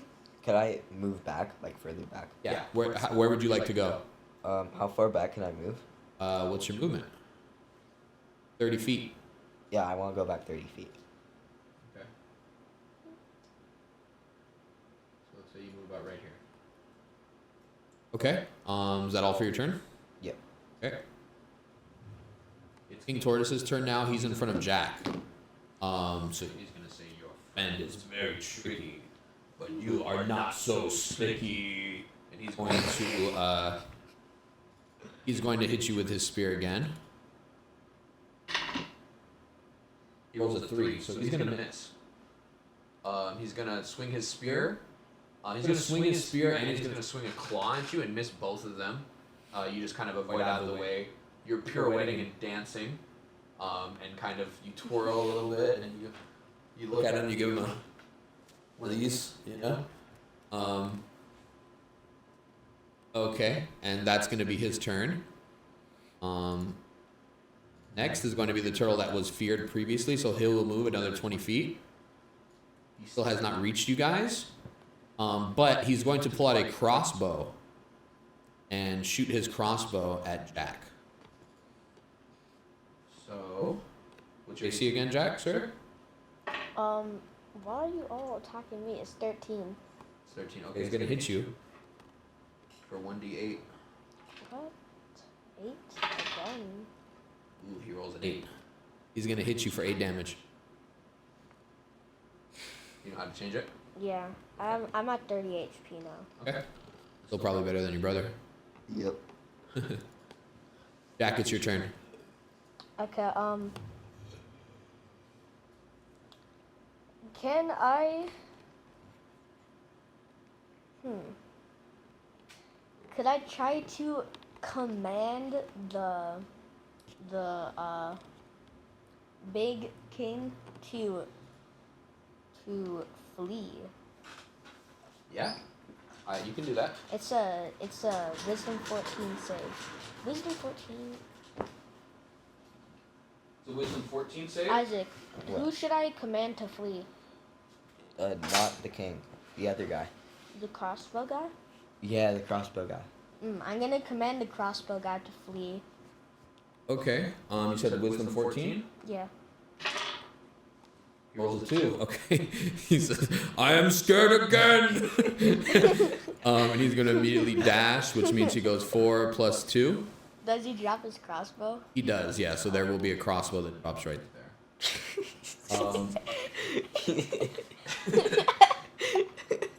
We just scared the guy away twice.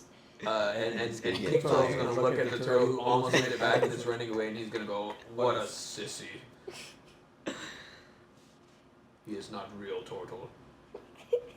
He will lose turtle license. I will see to it. You don't know him. And then, anything else on your turn? That's my main action, right? I can only do like bonus actions and move now. Bonus actions and move, yeah, that's right. But you do have 2 turtles, or 1 turtle, within, King Turtle is in fighting range of you. Okay, wait, Isaac, could you, like, what's, how do I check if it's a bonus action? Yeah, Isaac had a way that you pulled all your bonus actions. Did you do that, Isaac? I went to actions, and then I scrolled to bonus actions. Okay.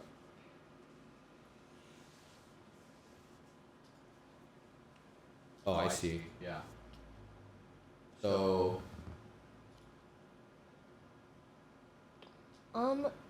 Isaac, what's your HP? 22. currently. Inspire is what you can do, Marcus. You can use your bardic inspiration 3 times for short or long rest. Bardic inspiration gains 1 of your bardic inspiration dice. Once within the next hour, when the creature fails a d20 test, the creature can roll a d8 and add it to their total. What you can do when you expend a use of your bardic inspiration as part of an action, bonus action, or reaction, you can make an unarmed strike as part of the same action. Stone cutting. You gain tremor sense with a range of 60 feet for 10 minutes. Okay, so you could cast bardic inspiration and do an unarmed strike here.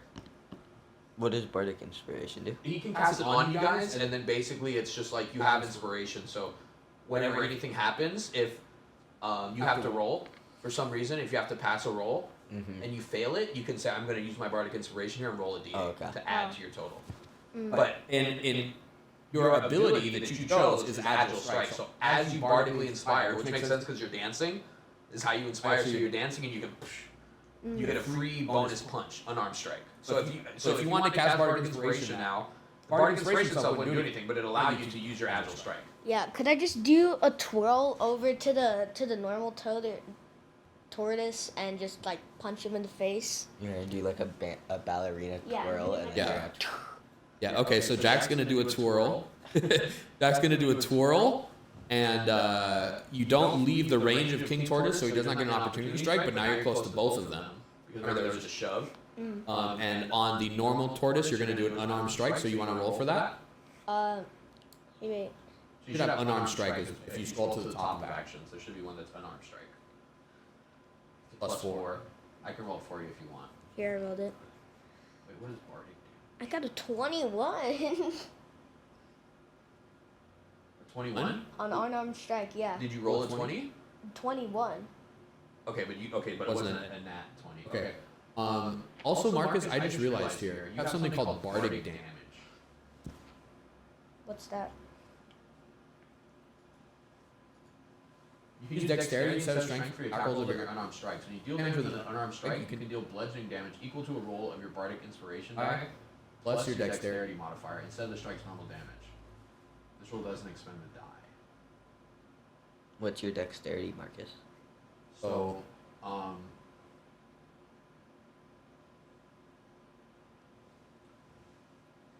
interesting. Well, his dexterity is 11. Your strength is actually higher, so you wouldn't use your dexterity, but it says you may, you don't have to.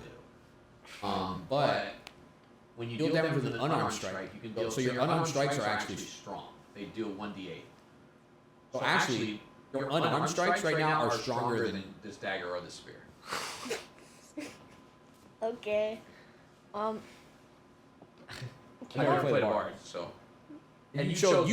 This is something he chose specifically. He chose agile strikes. This is like something only your bard has, not all bards. Okay, could I? You're gonna do the unarmed strike. So Yeah. you roll a 21. You're gonna hit. Now you roll a 1d8 to see how much you hit. So do you see bardic damage? No. You got dagger, spear, unarmed strike, and bardic damage. It's the fourth one. Oh yeah, I see it. Yeah. So roll that 1d8. You don't need the +3. You just need the 1d8. Tell me what you get. I got a 3. A 3? Yeah. Okay.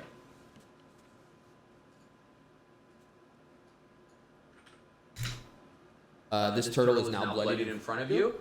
You give him a punch right to the nose, and you see some blood come out of his nose, and he looks a little bit woozy. Anything else on your turn here? Then your action, your bonus action. Could I try to move back? You'll take 2 opportunity attacks. You're engaged. Once you are next to a opponent, Could I still try to move back? they're both going to hit you. So if you move back right now, they will both get a free attack on you. It doesn't count as their turn. They'll just get to both hit you once. As a strike opportunity. I want to move back. You're going to move back? No, I won't. Okay.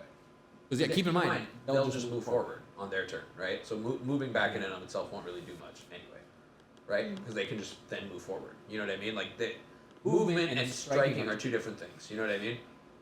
So like if you move, that's fine, but on their turn they can move too. You know, so keep that in mind. Unless you had some bigger plan that makes it very much worth it. You know. I did have a plan. Well, it's your call. I'm just telling you, because you danced over to the second turtle. Now both King Turtle and this turtle are right within range for opportunity. Let me just stay. Okay. That's probably a good call. All right, now this turtle who you bloodied is going to try to hit you with his claws. He's getting a bit more frustrated now, so he's just going to reach out to you with the turtle claw. He's going to miss. You're going to do a little dance move and cause him to miss. You're now starting to feel yourself a little bit after that good punch. And that's going to be it for his turn. Latil, it's now your turn. Oh, yeah, I'm gonna use magic missile. Who are you going to use that on? The king. On the king. Okay, what level magic missile? Sure. That one you can cast it at different levels. It gets Yeah, stronger. a lot of them I can. Yeah. I'll do it level 2. Level 2 magic missile. Okay. 3 glowing darts. Each dart strikes a creature of your choice that you can see within range. The dart deals 1d4 force damage to its target. The darts all strike simultaneously, and you can direct them to hit one creature or several. So magic missile does not miss, as I understand it. So you're gonna roll a 1d4 3 times. Let me do that. And it's 1d4 plus 1. Wait, 3 times. Yeah, for each missile. And are all 3 going to the king? 2 to the king and then 1 to the other guy. Okay. So I got 3, 3, 2. I want. Is that with the plus 1? Yeah. Okay, so 3 3 to the king. So he's gonna take 6 damage. And the other one was 2, you said? Yeah. 2 damage will be applied to him, who is even more hurt now. Anything else you'd like to do on your turn? I don't have anything that could reach them, right? I think Phantasmal Shove is maybe. Let's see.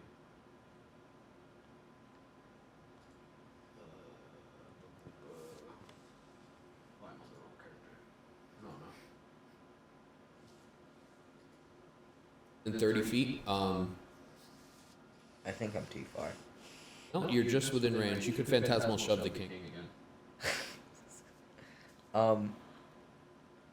Yeah, let me do that. Or telekinetic shove. Okay. Into the turtle again. DC 14 on string. Into the other turtle again. Okay. Yep. He rolls a 7. He is shoved. So it's gonna. You're gonna push him into the other turtle. Both of them will get knocked a little bit. And this turtle is gonna again take 1 point of damage. You're hurting me. They silence. And that's gonna be the end of your turn. At the end of your turn? Yeah. Okay. The whole way we're fighting them is just like little by little, the most like tiny things. One of them like peed their pants, the other is just been shoved into the other. One of them we just scared off. Yeah, Yeah. scare off one of this one. Okay. It's King Turtle's turn again. King Turtle is going to raise his spear. I am tired of this. And he's going to come down with 2 hands onto Jack. Why me? He You're just right shoved, in there. he just shoved you. But yeah, he's 30 feet away. Okay. He's gonna roll an 11. What is your AC? Let's 13. Okay, so he's going to miss. You're again going to do a little hip move, go cha-cha-cha, and dodge out of the way of this attack. Yeah. And then now it's going to be the running boy, who's going to need to save a DC. What was fear? 13. It was 14 wisdom, I think. He rolls a nat 20. Okay, we're scaring him off again, Isaac. Use your fear, trust. Use my fear. Yeah. With his nat 20, he's going to be immune to fear for 1 turn.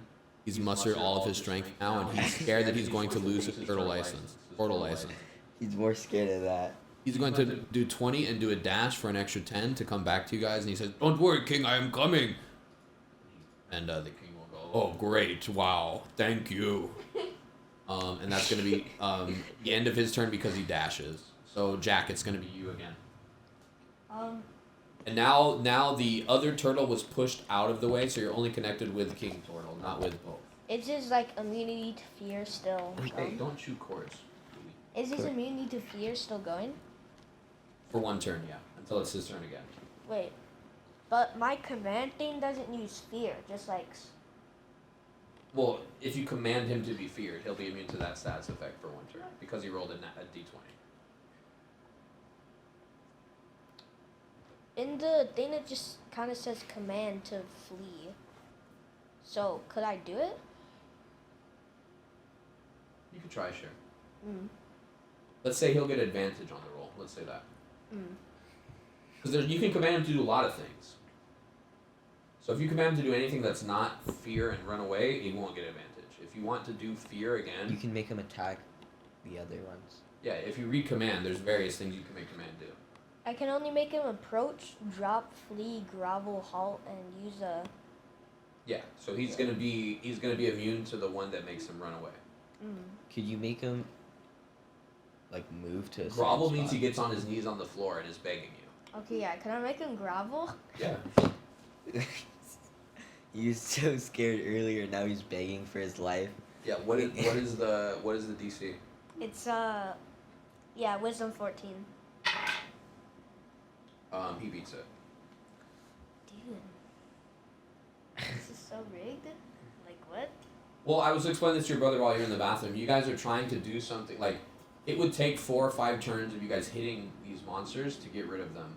So you're trying to skip all that and use magic. So it's like you're taking a risk every time you do it, right? Like you could be putting damage into the enemy, but instead you're trying to do this. So like you're taking that risk. You know, it's all coming down to the dice at that point. So, yeah, it doesn't work. And is that your spell? That was a level. No, that was a level 2 spell. Okay, how many level 2 spells have you used now? I've used 2. I have 1 slot left. Okay. Anything else you'd like to do with your bonus action? You could do. Could I do another twirl into the other tortoise next to me? Yeah. Like a twirl punch. Into the Ballerina king turtle kick. or into. Into the smaller one. Okay, One so you'd that's have to bloody. who did you cast your bardic inspiration on the first time? The bloody one. No. You have to cast on you or your brother. Oh. So you're giving them bardic inspiration and you get a free attack when you do it. Let me. So the first one was to you or your brother? I think it was to him. To yourself. Yeah, let me give it to Isaac then. Okay, so then you'll do bardic inspiration again. So you've now used bardic inspiration twice. But you get this back on a short rest, so it's easy to recover. So you're gonna cast bardic inspiration now on your brother, and you're gonna twirl again and do a hit. So go ahead and roll that +3 and then 1d8.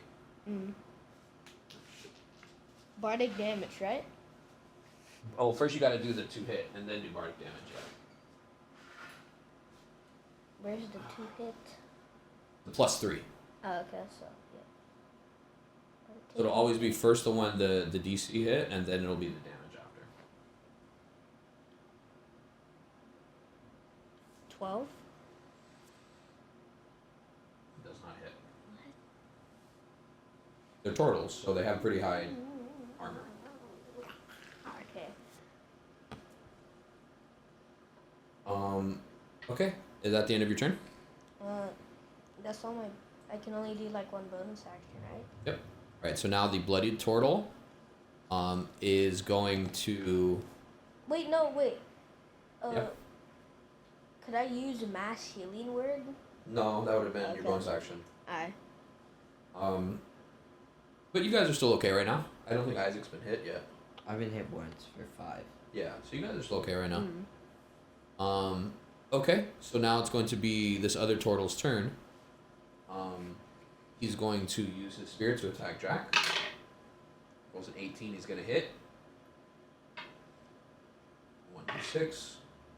He rolls a 4 plus 2. He's going to hit you for 6 damage, Jack.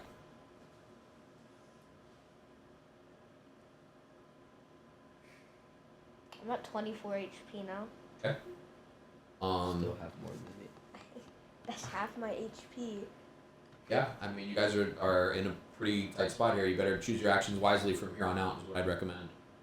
You don't want to die in your first battle. Right. So,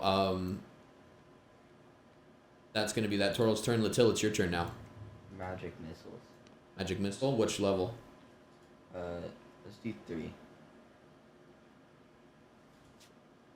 So this would be my second. You sure you want to use magic missile as your last level 3 spell? Yeah.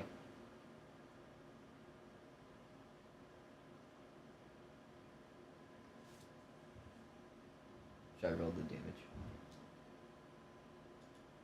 Yes, go ahead. Who are you going to be casting it on?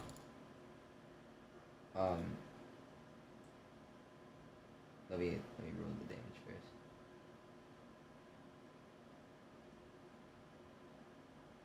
Okay, 5, 3, 2. Okay. I think you should cast on the bloodied. I'm gonna do the 3 on the bloodied up turtle. Oh wait, did my grovel work on that? No. Other... Okay. Didn't know. Yeah, I got. And then I want the 5 and 2 to hit the big guy.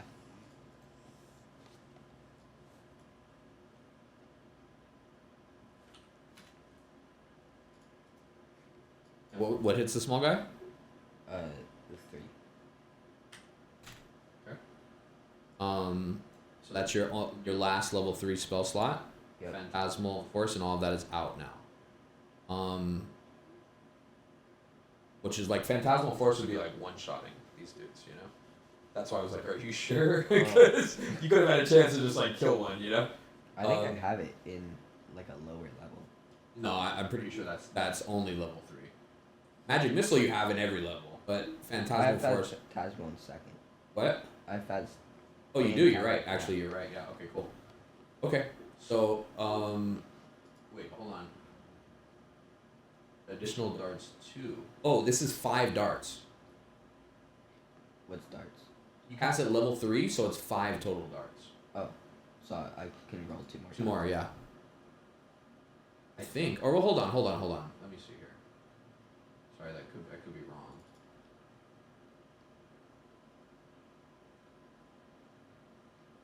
Oh no.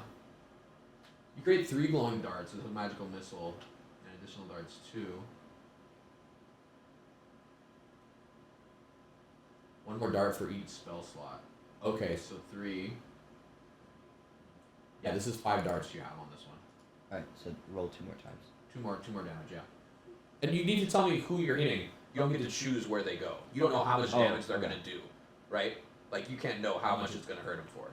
So you tell me where you're hitting, and then you roll. Okay. I think you should hit the bloodied one, right? Well, you can kill them. Okay. I'll hit the king. The king with both? Okay, go ahead and roll them. Both 4s. Both 4s? Yeah, so 8. Nice. The king takes 2 more magic missiles and goes down to one knee and goes, "I cannot believe this, little devils." And picks up his spear, and he is very mad now, but also bloodied. At the end of your turn? I have my bonus action A stuff. cheeky shove. Yeah, I'm gonna shove him again. Okay, you gotta move forward 1 step. So we're gonna say you jump up on this rock here, Alright. and you're going to again move and put your hands forward and do phantasmal shove. Can I push him towards the So other you're turtle here. again? There's the 2 turtles. Yeah, you want to push him towards the turtle again? Yeah. No, push him away. Could you push him away from me? I'm gonna like throw my spear at him and like finish him off. But don't your punches do more damage? No, but it's like a far range. The punches do more damage. Yeah. Throw is like a dex save too. Like you Okay, it's let me much just harder to punch throw him then. something at someone than it is. Yeah, to let me hit him just with it. punch him. Well, it's not your turn yet.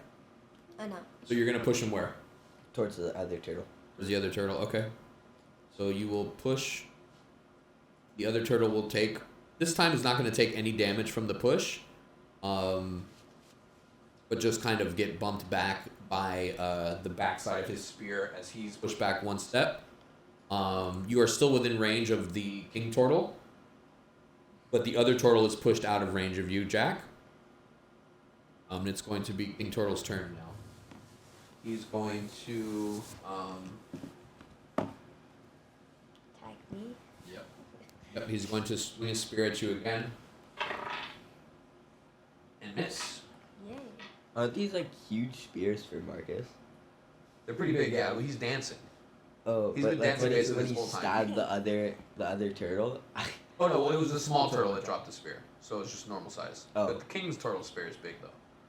Well, normal size would still be like big. Ish, To us. you know, I'm ish. strong. He is, yeah, he is. Dwarves are a little bit stockier. He's like 4 feet. You know, he's like a little bit.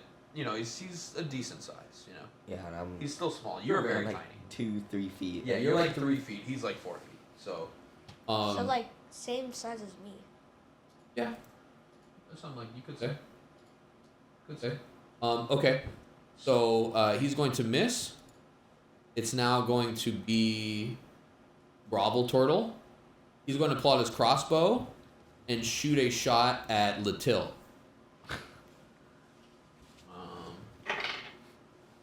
A 6, and it does not hit. So he's going to fire the shot. It's going to bounce off the rock here. You had partial cover there. And completely miss you. And then he's going to move 20 feet towards Latil. We'll be right here now. Okay. Jack, it's your turn. Okay. Both turtles are bloodied in front of you, holding spears. They both look tired, a little worried. Is You there a can way I notice on could their like? face they're worried. Is there a way I could hit like both of them at once? Unless you have a spell. I can't do like a sweep kick. No. Okay. Your legs are like little stubs, dude. Okay, Sweep dude. kick. Sweep kick. I This did is a Mortal sweep- Kombat, brother. Yes, it is. You're not playing as my monk. Yeah. Okay. You think like just an unarmed strike to the face to the king would kill him? Unarmed strike to the face to the king. I unfortunately can't tell you that stuff. Like maybe not. You know? You should do it. Either way, it's gonna hurt him unless yeah, you completely let me just miss. like punch the king. No, Did actually, you kill the low guy? Take him out. Get him. it would be better if we killed the king. No, I can kill the king. Trust me. Do you have magic missile more? Yeah, I can kill the king. And your damage is this bardic damage. So that's your strongest attack is going to be the unarmed punch. That is like with dancing, you'll do kicks and punches. Yeah. That's your strongest attack right now. The weapons, you don't need them. Maybe that's why we didn't even give you weapons, because you don't need them. Yeah, let me just like kick the smaller tortoise. Smaller tortoise, okay. Jack is going to do a jump in the air and like a split, so you know, like a jump and like Yeah, the do like ballerina. a ballerina jump like this, and kick.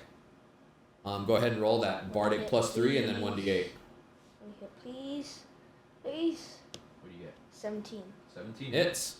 Beats it. And then I rolled a damage for my unarmed strike, right? No, you do the bardic damage. The Oh, okay. 1d8. 6. Describe your kill. Yay. Okay. I do the ballerina kick and then do like a downward smash kick and his face is like in the ground.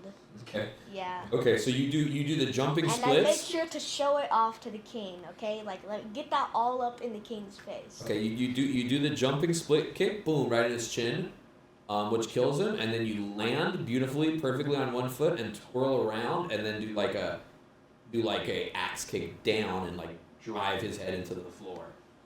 So his chin is like in the dirt. You know what I mean? Like it's like stuck in the dirt like a spike. And then you look towards the king and go like this with your hands, like very gracefully, you know.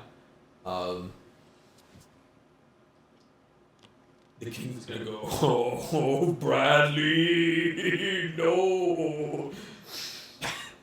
And at this point in time,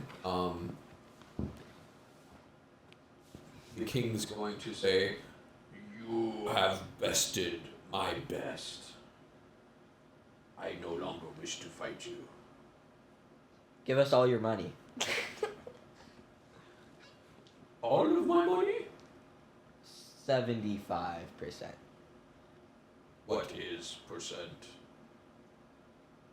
Is the Three-quarters. other goblin with like the crossbow still alive? Yeah. Turtle. What is Wait, quarters? what if we like take hostage Half? of the king? Wait, what if we like take hostage of the king like the goblins? No, we don't need to take hostage of No, the king. he's Also, strong he could. though. We don't need to. We'll let his people, keep going on. Also, when the king speaks, you do see that the other turtle stops and is looking at the king. He's not still actively aggressing. It's They half. take orders from the king. Mm. So if the king says they don't want to fight, you get the idea that all of them will stop fighting. What did he say last? What is quarter? Half of half. What is half? Stop with your illusions. Give all money.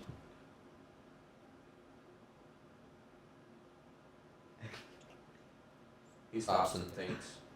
And he says, "Can your magic fix Bradley?" I Yeah, could heal heal him. Can I heal him?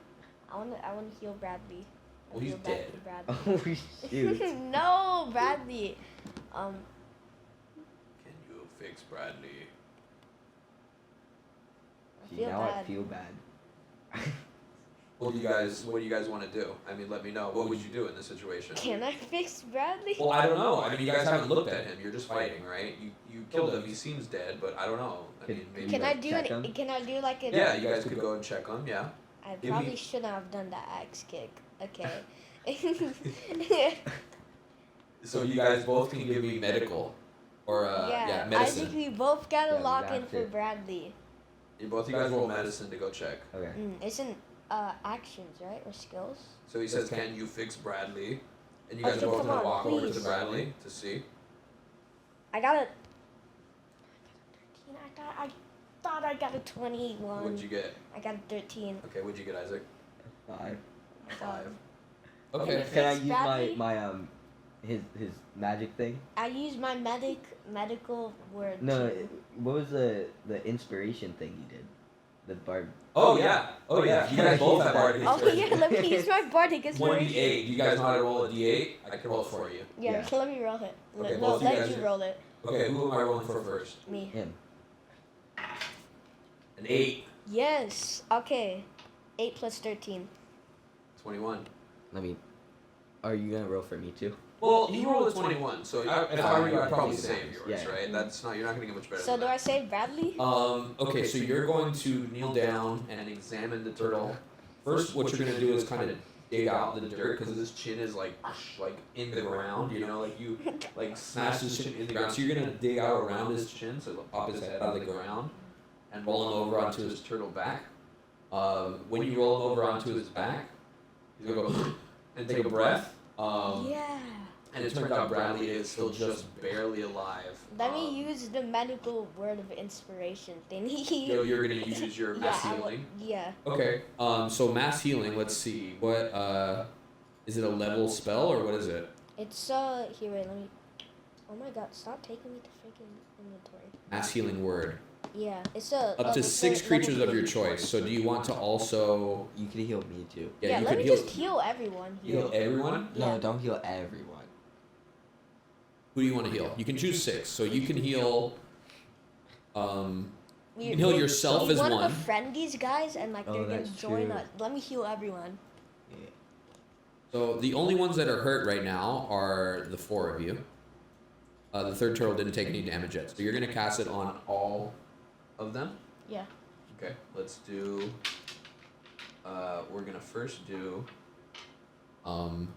Yourself. Okay, so it's 2d4. Yeah. You guys are doing a whisper. Wow. Okay, go ahead. Unbelievable! Look at this! Look at this! Look at this! We can't take him. We're healing, right?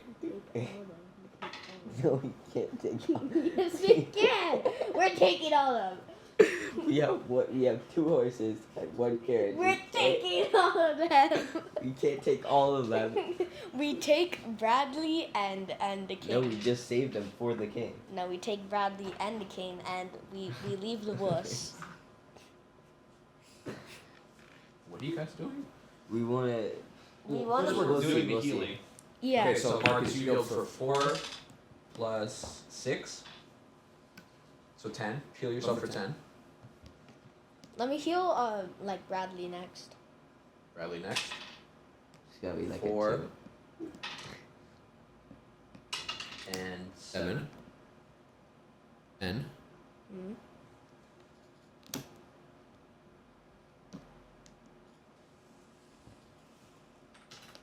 Okay. Isaac next. 7 and 5. 12. Heal yourself for 12, Isaac. And then the king. Right? You guys are healing the king too? Yeah. Let me heal Bradley. I did. You healed it for okay. 10. Oh yeah. The king you're gonna heal for 4 plus 5.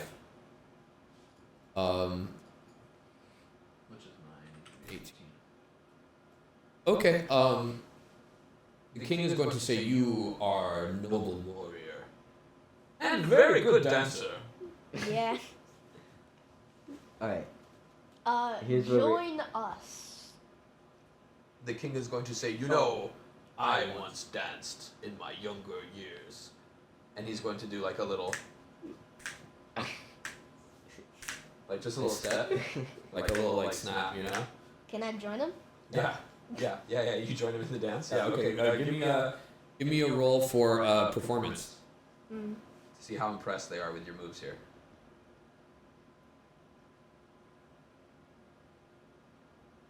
I got 14. 14. Okay. He's going to say, "Oh, you pick up fast on my moves. This is called Turtle Shuffle." He's going to teach you the Turtle Shuffle. And what do you guys say? All right. Instead of all money, we want 1 warrior. No, join us. No. We Join can't take us. the king. We don't We're want the king. taking the king. The king's gotta serve his people. Take the king. The king's place is here. We I take cannot go with you. We take everyone. I can not give you my people. You ask too much. Why? I thought you to be noble warriors. No, just 1. 1. 1. For what you have done.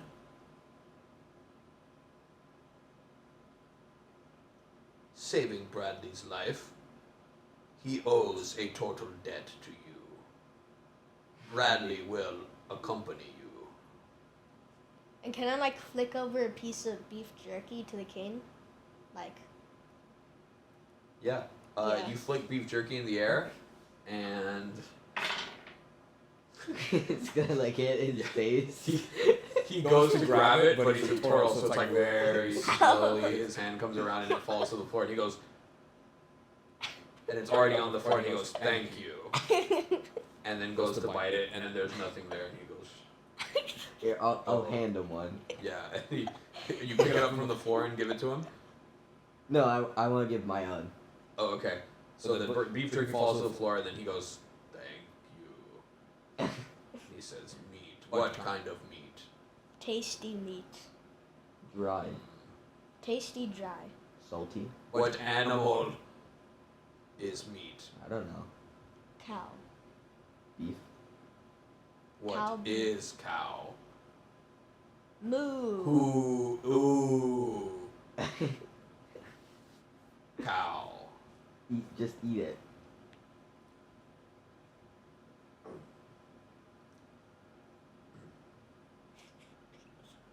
He's very slowly chewing now.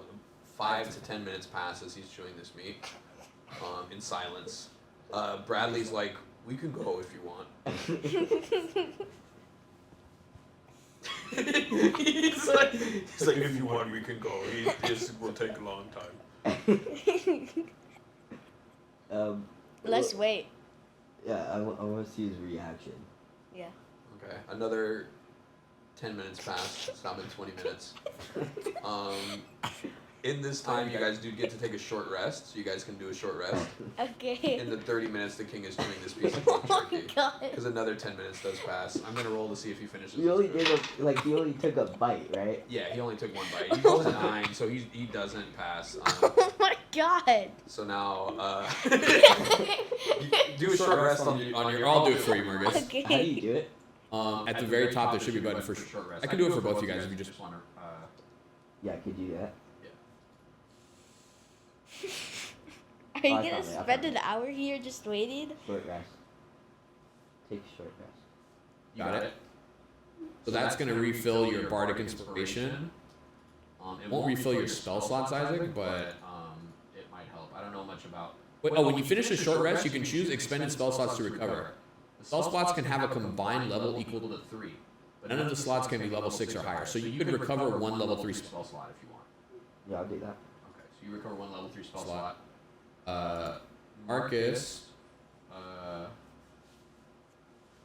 takes a short rest as well.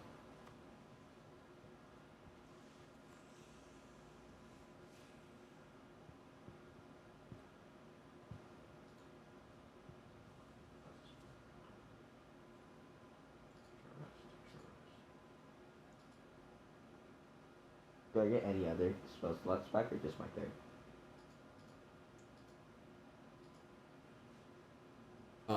You can just choose just one. Okay.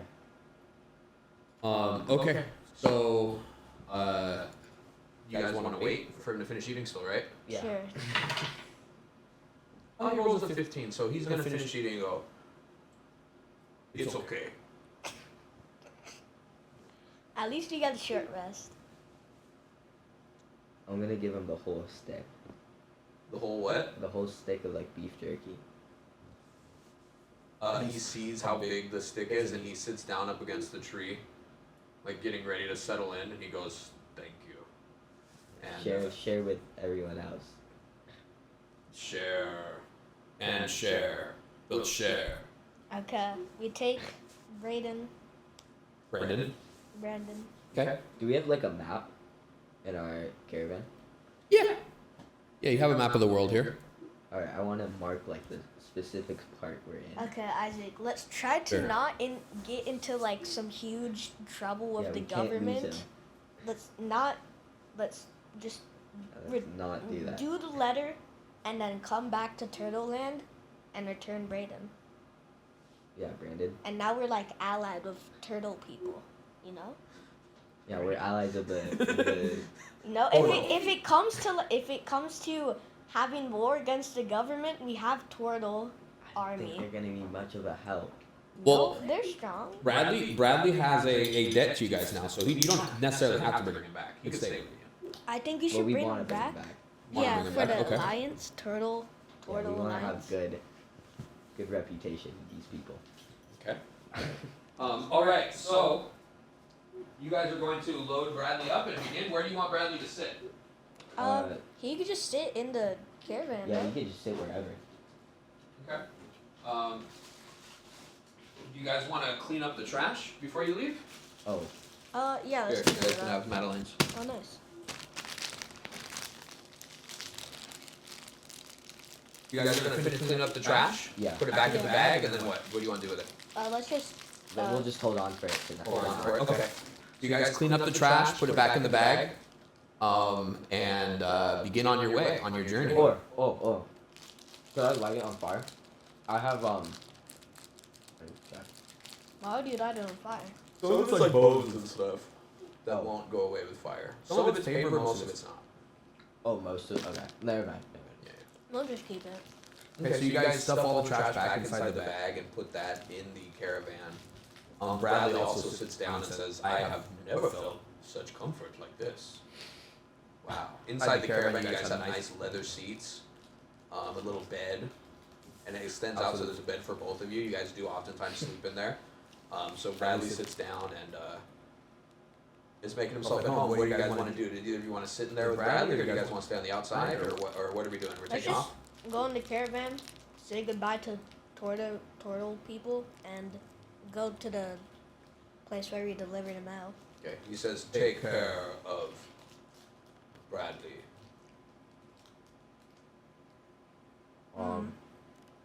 Please. We will. Okay. So you, Bradley, and it's actually a caravan on the map here. So you guys were right here. And you guys are going to continue on your way. You've taken a short rest. So you have energy. At this point, it is getting close to being dark. You guys want to travel through the night. You should, based on your knowledge, if you travel through the night, you should be able to make it there in the morning, or do you want to sleep and get there later in the next day? Let's make it there in the morning. I think we go through night. Travel through the night? Yeah. Yeah. Okay. You guys travel through the night. Let's let Bradley sleep. Yeah, that's what I was gonna say.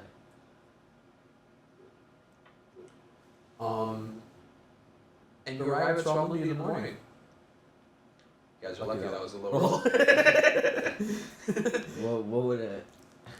It was a high roll. No, I rolled a 6. What would happen if? It was a roll to see what would happen. I couldn't tell you, I couldn't tell you, but nothing happens. You guys arrive in the morning at Stralmundi. Stralmundi is a goblin town with wooden fences on the outside with spikes on the top. You see the Sunraiser Peaks in the background, which is a huge range of mountains, possibly one of the largest mountain ranges on the world.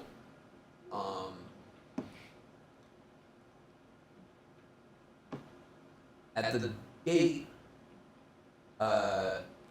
there's a sign that says tours, free Stralmundi city tours, right?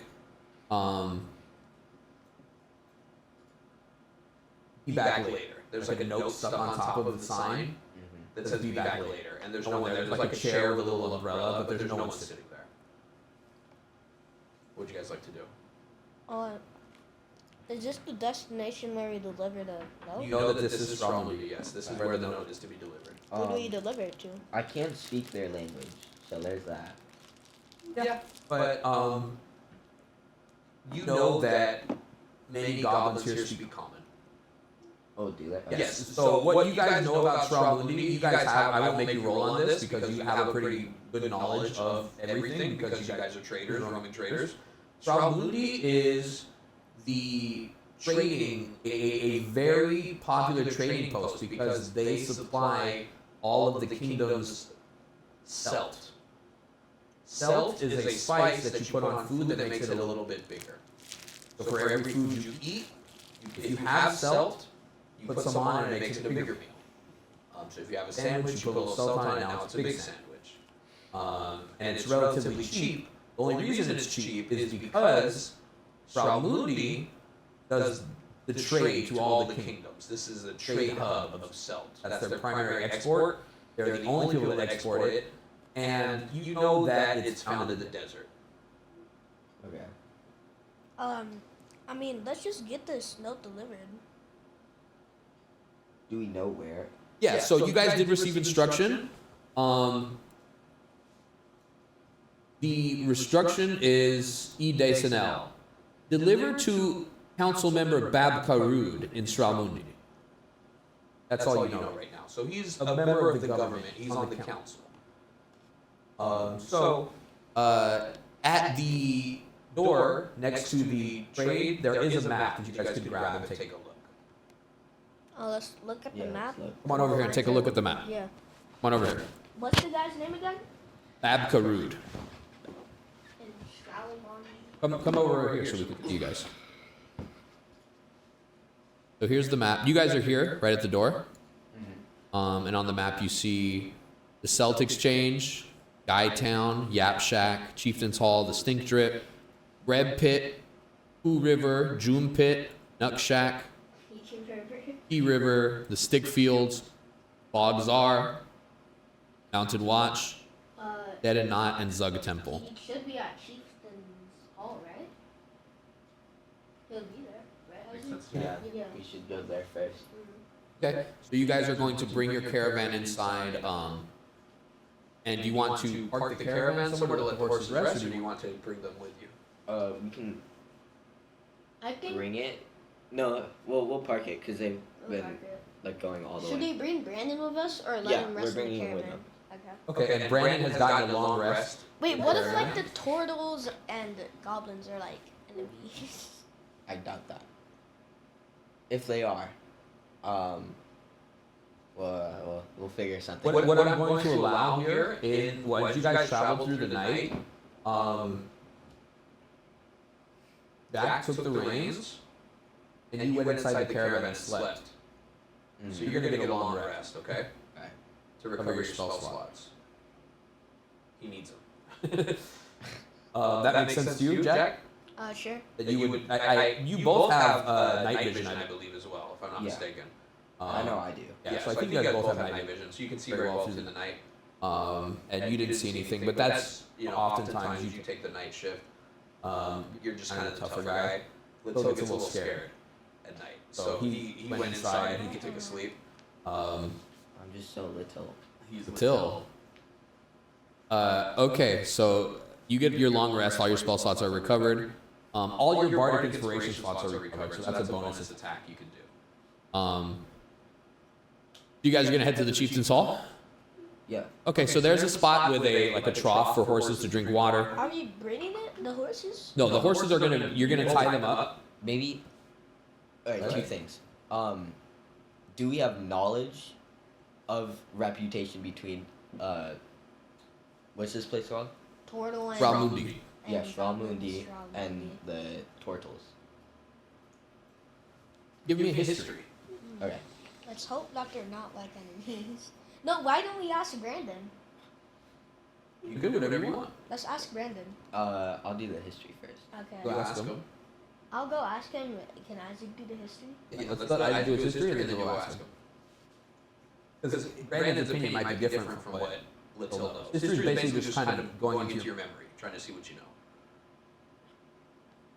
Here it is. Okay, I got 24. Oh, yeah. Okay, so you know that they have had issues in the past historically, but currently they do get along well. Okay. Okay, let's just bring Brandon. Well, you should probably ask him first. Yeah, let me ask Brandon. Those goblins are cool. Yeah. Yeah, let's just bring Brandon. Go to Chieftain's Hall. Let's let the horses drink some water. Yeah. So there is a trough for the horses to drink. And you'll let the horses stay there with the caravan. You guys do have some safety features on the caravan that prevent the wheels from spinning. Okay. So you lock it, and it also prevents people from stealing the horses. So it's pretty secure. The horses remain attached to the caravan, but it's set up so they can drink the water there. Water, and you guys have food as well for them, so you put some food out for the horses to eat. Marcus, instead of bringing Brandon, what's his name?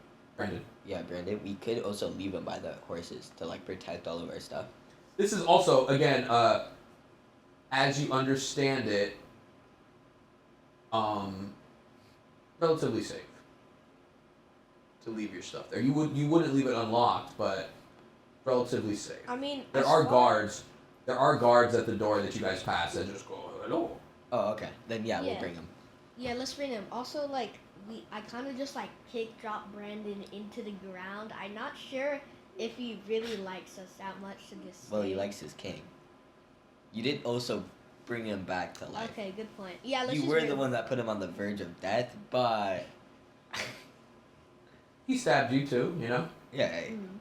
they attacked us first. I think. I don't know. Let's just go to Chieftain's Hall. Yeah. The king's order was for him to go with you guys and help you on your journey. So you would think Brandon being so close, you don't know the relationship because you guys didn't ask, but they're obviously close. You would think he would probably follow his king.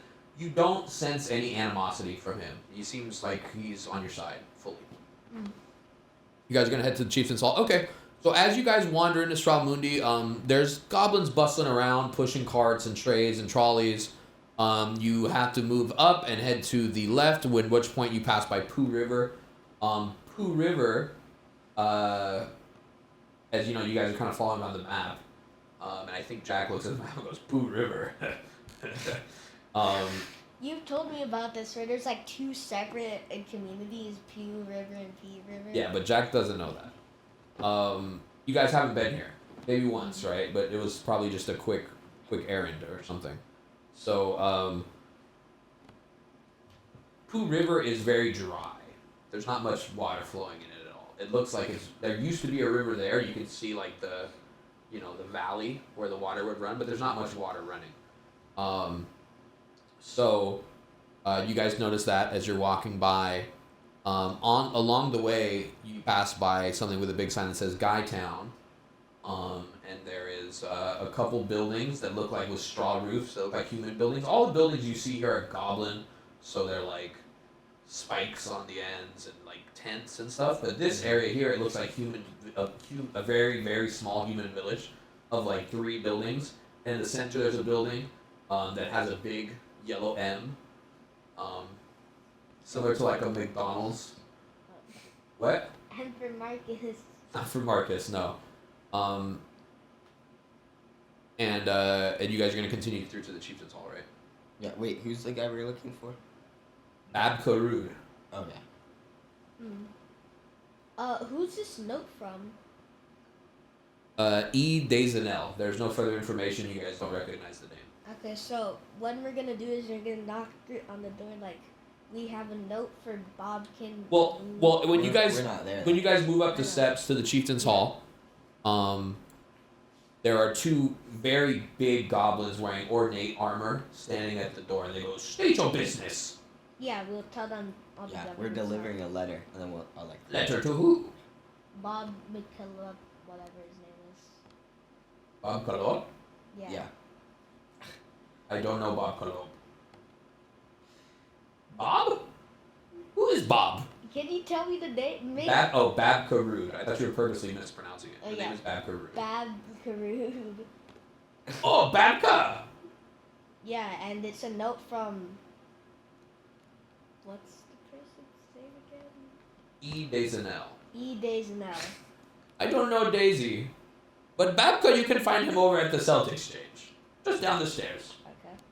Let's go to He was here a minute ago. He had to go down there to do some discussing. Alright, let's go there. Okay, so you guys are gonna go to the Celtic Exchange. This is the headquarters where all of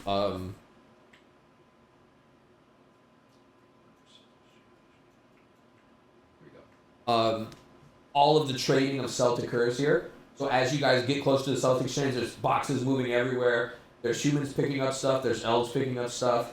There's dwarves picking up stuff. There's dragonkin picking up stuff. You can see all different races, and they're all kind of just going in, getting shipments and carrying them out. Smaller shipments, larger shipments, all of which you assume to be Celt. You guys want to go in? Yeah. Yeah, we gotta find. You guys walk in, and there's a bit of a line that's kind of clearing out. And as soon as you do, a blue goblin with glasses, he's old, he's got gray hairs, and he goes, hello, Dindle here, how can I help you? Bonkfinger's the name. Who's?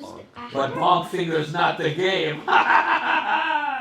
Wait. There is no games, actually, it's very serious here. What do you want? How do I forget? I keep forgetting the guy's name we're meant to deliver to. Bab Karud. Yeah, we are looking for Bab Karoob, and we have a note from. Oh, Babs, yeah, he's right over there. And he points Okay. to some chairs over on the side. And Yeah, we go to Bab Karoob. okay, Babka is seated at a table. He's got a monocle in, or like one glass that he's using to read some papers, and he's shuffling through them on the coffee table there. Hello, Bob Karoob. We have some important government official note stuffs from. Isn't this like a crowded area? Yeah. Okay, we have a letter for you from Bob from E. Desanel. E. Desanel. From Daisy. Yeah, from Daisy. He, when you say Daisy, he removes the monocle and he goes, "From Daisy, you say? Oh no." Can we just like hand him the note? He snatches it and he says, "Follow me, come with me." And Why are we in this? he takes you to the back room of the self-exchange and opens the door and he says, "Inside, inside. Don't say anything else. Inside, quick. We will talk in here." The turtle's with us, right? Throws with you. Yeah. Okay. So all of you guys go inside a room. It's just a small conference room. There's like some food laid out, a couple things. It's just kind of a room in the back where people can talk. He sits down at the table. Immediately he opens the note. He doesn't say anything to you guys. He opens the letter, and he's looking at it. He's looking at it for some time, and then he looks at the two of you and he says,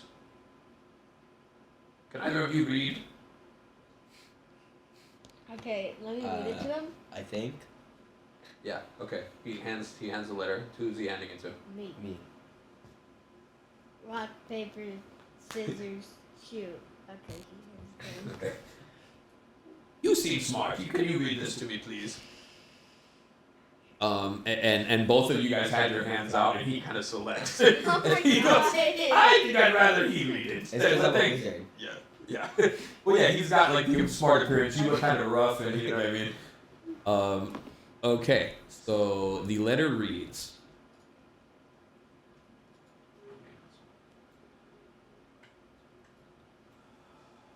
By order of His Grace, Lord Goldrin of Telwick, 14th moon of Emberfall, 3rd year of the Silver Accord. To Bob Carood, esteemed goblin of the Sralmundi, and trusted advisor to the council. By decree of the Telwick Crown, you are hereby instructed to enact an immediate increase in the trade price of Selt, exported to the realms of Seshin, Nordlin, Shkek, and Delvora, of 35%. The price shall remain unchanged for all Telwick-bound shipments. This adjustment is to be carried out without delay and without exception.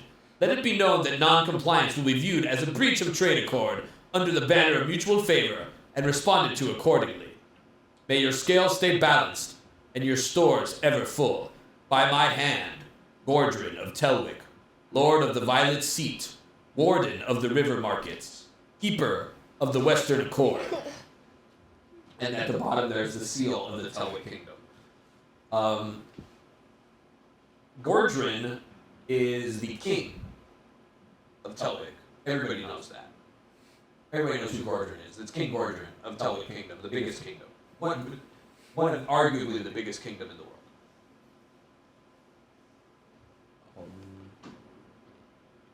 And Batped just stares at you, blinking. He says, "Are you sure that's what it says?" Yeah. Yeah. You can have the turtle guy check for you if you want. I don't think he can read. Bad idea. Brad just kind of knows you so bad.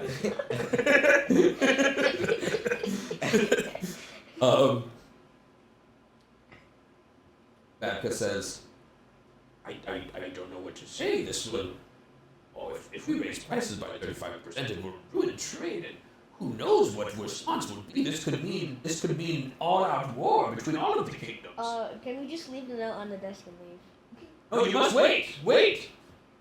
Dude, We're just common people. We're doing our job, and we kind of want to get out of here. the thing. We just need a quick buck. How much were you paid for this job?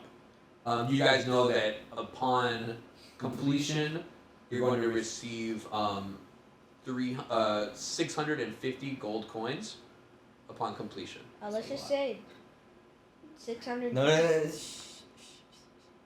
1,000 gold. Roll deception. Why are we lying? What do we gain? We get more gold.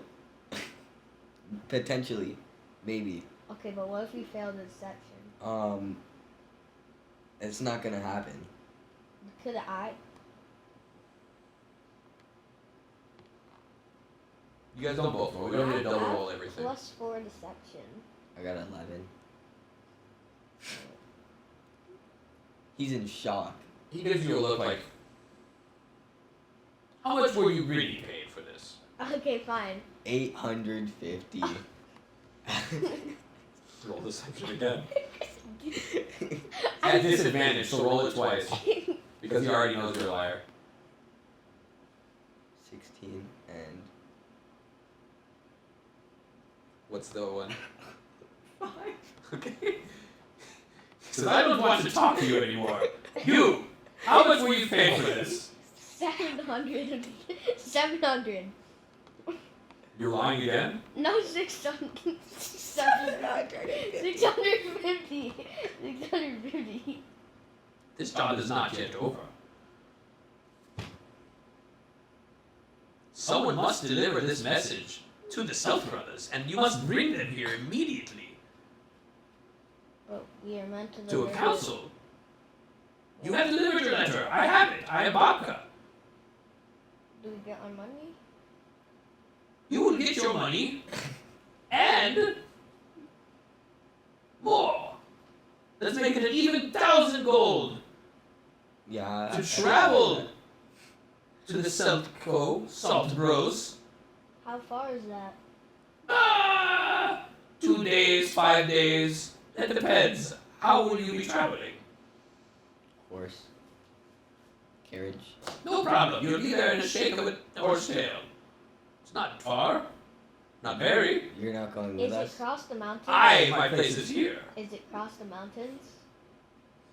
It's through the sands, into the desert, into the mall. Is it? You can follow the mountains along here, straight north. You don't want to head too far into the sand, or you may be eaten by the maw. You all heard of the maw, right? The maw, as you know, is a giant sandworm that's believed to roam the desert. But he says it kind of jokingly, as if it's not really real. So can we like not do the job and just not do the extra and just take our 650? I mean, yeah. What do you want to do? You want to go eat dinner in the game, or what are you gonna do? Go live a normal life? What is your intention? Yeah. What do you want to do? We're gonna live with the turtle people. Yeah, what are you gonna do? Yeah. Like, what is your plan? What a boring D&D. He said this could cause all-out war for the whole world. Okay, so what are you gonna say? Instead of telling me like what you want to do, what are you doing? Like, make an action. Okay, Say something or do something. you might have to pay us a little more than that for the risk of the maw. Fine. 1,100. 1,150. Fine. Deal. 1,100. Quiet. 1,200. Quiet. I don't want to talk to you now. I want to talk to him again. Say 1,200. 1,200. No. 1,150 and not 1 penny more. 1,175. Fine. Deal. Okay. Deal. Shake. Okay, he shakes your hands. And he says, now, it is of the utmost importance that both of these Salt Brothers make it back alive. They must come and counsel with us here in Sramundi. We must decide what we will do from here, and you are not to tell a soul about this letter. No one can know what you've read here today. No one. Again, it could be all-out war. This is convincing us a lot less. You might have to pay a bit Yeah, more. I think we need a little bit more compensation. You know, we're risking our lives here. And 1,300. possibly causing all-out war. A lot. Both of the brothers make it back unscathed. I will pay you 1,200. If they are both unhurt. And comfortable. 13,000. 1,300. Yeah. Yeah. 1,250. Deal. Yeah. You've said deal 5 times now. You guys are terrible bargainers. Well, you keep like You keep making it harder for us. Yeah. Now remember, there could be bandits along the way. Okay. Monsters. That might have to be a bit Dragons more. even. That might have to be a bit more. No! We have made a deal. You're shaking my hand. Huddle No. together. Huddle.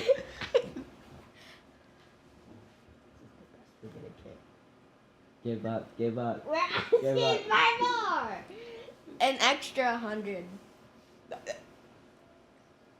Don't listen to him. 1200. For the Don't listen dragons to him. and bandits. The deal is 1200. You were paid only For the extra 650. medical bills. You were paid only 650 Medical to travel bills. all the way here from Tenwick. Medical bills. This is a fraction of the distance you have traveled. Fine. And the amount you'll be paid is 1200. He hit Fine. his head on the way here. I can see that. It's very lumpy. I want to fireball this guy, but I'm not my wizard. Okay, Now. let's go. Do you have any questions? Can you give us something to help us along our way? Yes, I can provide food, water. Gold? We're all kidding. What is wrong with it? What is wrong with this one? He hit his head. I want to talk to the turtle. Maybe he has a more reasonable approach. I whispered to the turtle, give us allies. I'm gonna signal to the turtle. The turtle's gonna do it back to you. Allies. I'm gonna point at Mark. What's your God. character name? This is so rigged. Jack. Jack. I'm gonna point towards Jack and then He's gonna do the same thing, point at Jack. What is going on? Can you give us a warrior along the way to help us? Yeah, No. escort. An escort. No, you are the escort of the Sons Bros. It is your job and you are being paid for it. If I wanted to give you an escort, I would pay the escort to do it. Now, do you have any other questions? Give us a lot of food. Yeah, and we need supplies. He gives you plenty of food and supplies for all three of you, plus the horses, plus the Salt Bros. We're going to be coming back with you guys if you're able to do this right. Okay.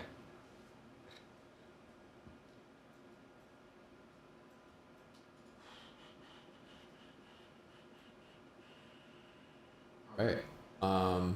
See, good negotiating, Marcus. So the job is for. Oh no, you should have started dancing for money. That's a good idea. What's the turtle's name again? Bradley. Yeah, Bradley. Okay. Okay. So now. He says, now, take all of this. I will have them bring it to. You said you have horses, right? You have a caravan of some sort to hold all of these supplies. Yeah. 2 horses. Okay, I will send supplies to your caravan immediately. If you guys would like to stay, you might, but I highly encourage that you leave first thing in the morning, if not right away. We should get some. What is it called? Silt. Salt. Selt. Salt. We should get some salt. How much does salt cost? Oh, you're in need of selt. Yeah. Talk to Bongfinger at the front. He may be able to help you. Tell him that you are being sent on a quest from me, Babka. Okay. Let's go. Yeah, let's go. Okay. You guys leave. As you get up, walk out the door, Babka pushes you guys out of the way and runs past, and he says, I will see you soon. Hurry! And he runs off to go to. I must tell the chieftain. And he bolts out the door.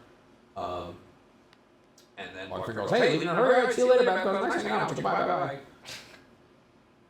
What do you guys do? Oh, we're gonna ask him about how much. I forgot it again. Speak up a little so we can hear you, yeah? How much the salt? Selt. Salt. Selt. Want to know the price of selt? Sure. The current price exchange is 2 gold per ounce. Let's spend like 10 gold. 10 ounces.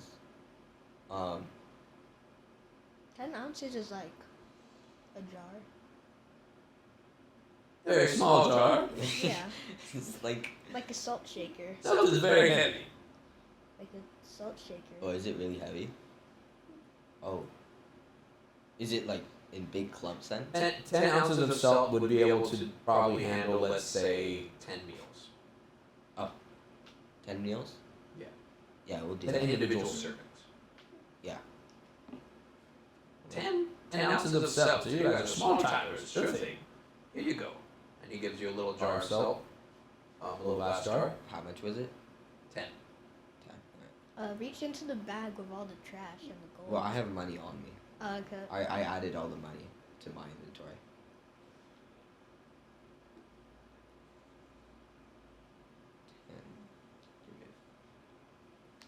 Okay. Can we add salt? Or could you add something to our inventory? Yeah.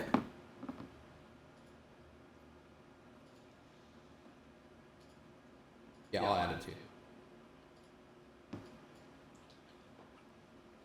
Add it to the till. Okay, so he gives you the salt. What do you guys like to do? We're gonna let's go just back. Go over. Yeah, just go over to our caravan. Oh, you think there's like a library here? Why? Because I'm a wizard. They might have like spells or something. Well, I don't think it's just like a salt place. Did you add the gold that you found in the pouch to your thing, Isaac? Yeah. If you look on the map, and you see tree rolls, there's a little book image next to it. 3 rolls? Can I look inside? Or can I even read it? It says tree rolls. Like on the map, that's one of the places. You're not sure. You think that might, you're not sure. We're still next to, go. Yeah, you guys are right at the front there. You're looking at the map to see where you go next. You could ask them, or... Are there, is there a library here? Yes, tree rolls. Okay. Thank you. You're gonna cross Pooh River, head over across Pea River, and it'll be right there to your right. Should we go, Marcus?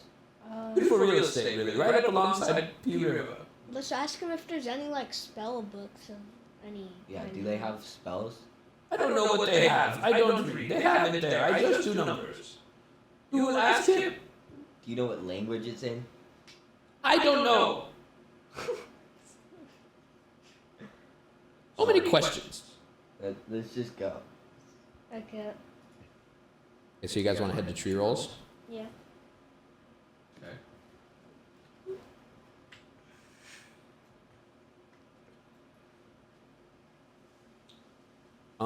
You guys head across, back down to where you came from. You check and see that your horses are still there. They're fine, relaxing. No one seems to be bothering them.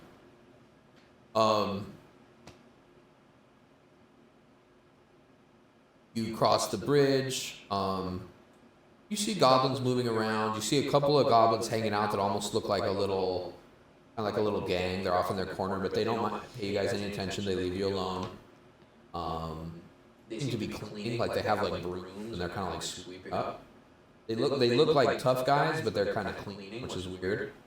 You guys continue on. You cross the bridge. You cross another bridge, and you're at tree rolls now. You guys are going inside? Yeah. As you guys are heading up, you see kids playing around outside, baby little young goblins, and there's a guy standing in the door. He says, "Now, children, don't forget what you've learned today. Go have fun. Another great lesson." He says, hello, you two. No, I'm sorry, you three. I didn't see you back there. Do you have spell books? Speak up a little so we can hear you, because Do you have talking spell into a pillow. books? You're like, Do you have spell books? spells, scrolls, Marcus, books. lights on. Your flashlight. Your flashlight's Oh, on. it is? What? Okay. Yes, we have all of that, of course. What What are type? you looking for?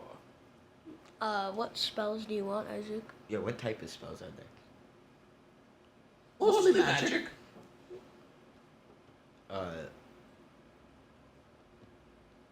I think we need more attack spells, right? Yeah, probably. Do you have combat spells? Combat spells. Yes, I do. What is your budget? 40 gold. Well, we have. Wait, no. Uh, Let's give him less, like a lot less than what we have. well, let's ask the turtle what he has first. I don't think he has anything. He might have some. Maybe. But Can I ask him? Yeah, you ask. Do you have any gold turtle? Brayden? Brandon. My gold is for me. Okay. Our budget's 40. I could give you a children's book for 40. You like Mary had a little lamb? What about 50?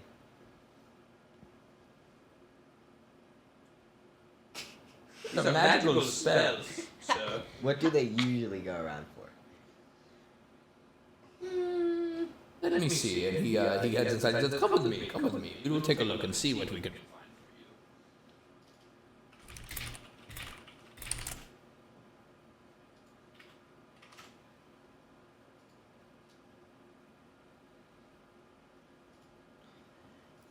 As you guys go inside, it's scrolls and books. Sent from maybe we get a discount.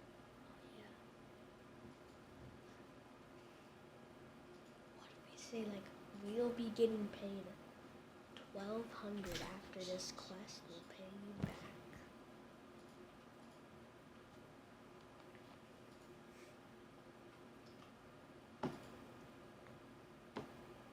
Do we still have the letter? No.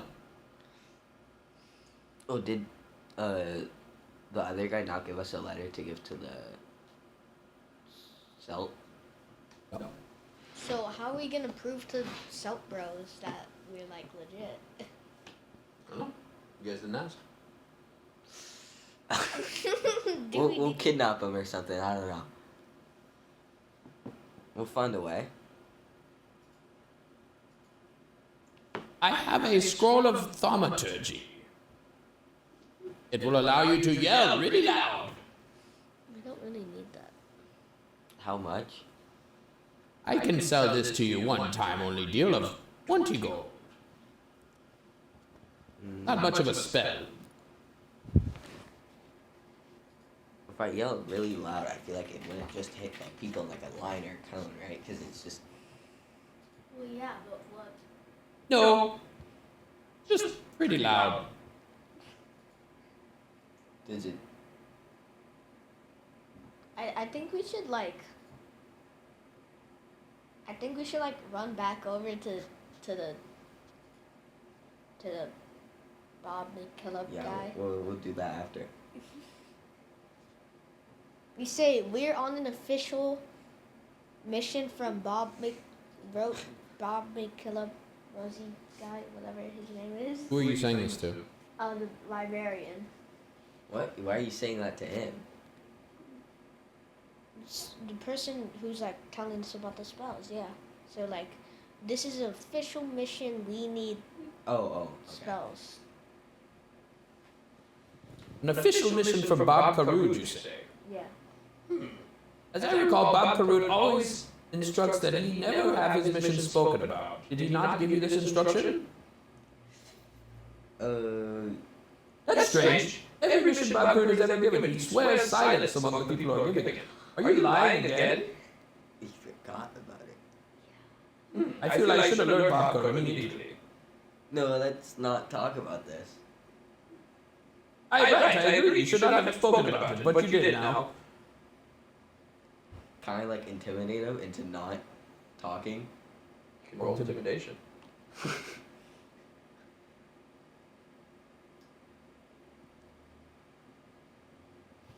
Some things you don't have to pull out all your cards, you know? Like some things are not super important, right? Because you may hurt yourself more than yell. Can I roll intimidation? No. I got an 8.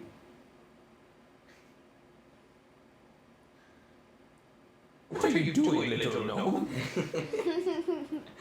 I'm like standing there like this. You're about half his size. He says, yes, that is very cute. Now, will you be buying any scrolls or not? I don't think he's gonna tell. You might. We'll buy this. What was the sound thing called? We don't. What's the sound thing gonna give us? I think we should keep it. Here, I'm gonna give you a couple other spell options.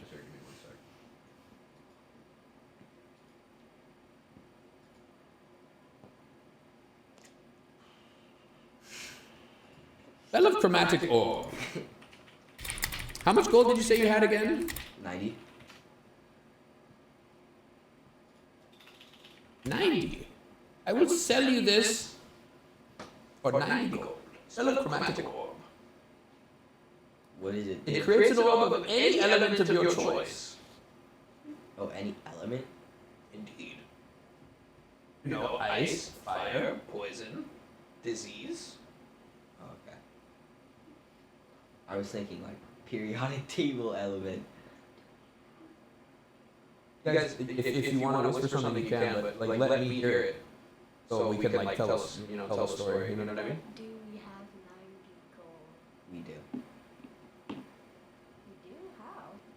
Speak up, little squiggles. How? And hey, could you please, like you're rubbing pillows on the microphone and stuff, if you could, like just sit, please. Like you're just rubbing a pillow up against the microphone. It's not a good sound, Thank you. Mm. We have 93 to be exact. How? Where'd we get that? What he had plus the 50 he got from the bag. Oh, okay. Alright, I it doesn't probably sound have too some bad. too then, right? An orb of anything? Yeah. Wait, let me check my gold. Maybe you can get something better.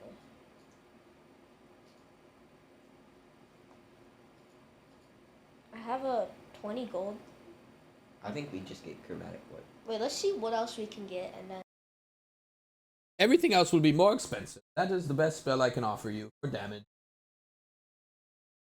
Okay, pay first.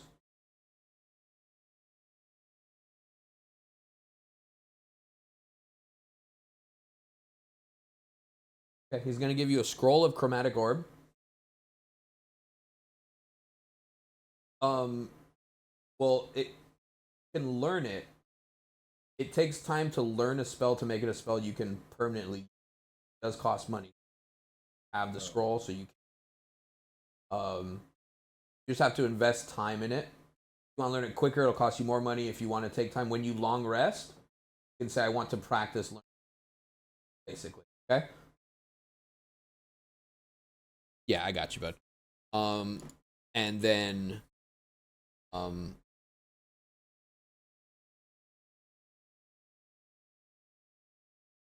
Bogler is going to lead.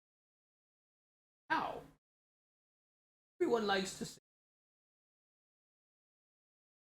I advise you to be careful with what you do with your mouth.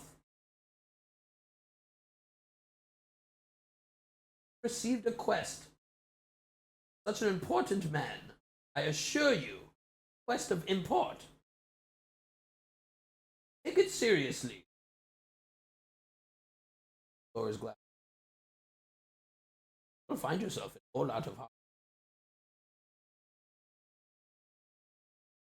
It's a very smart goblin. Clever little guy. Taller. Tall and skinny. Tall and skinny. You guys are tiny. Smaller than a human, but he's bigger than a dwarf.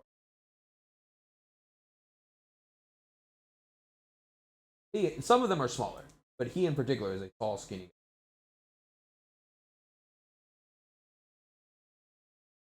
Okay, so where are you guys gonna go? Hall? Okay. You guys return to the hall. The same two guards are there. And they state your business.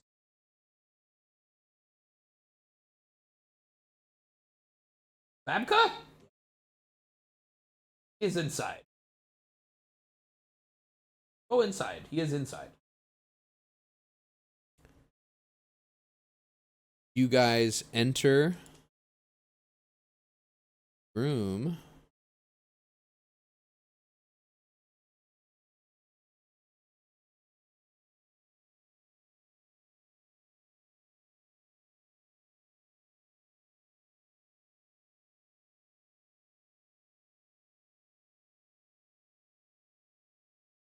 from the outside, it appears to be like a tent.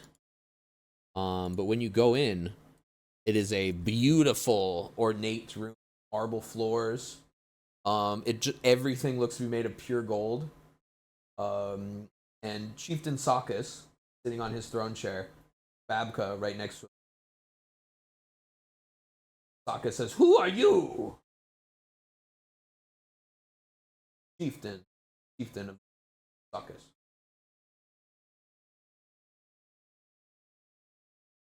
Oh, the mic died. Oh,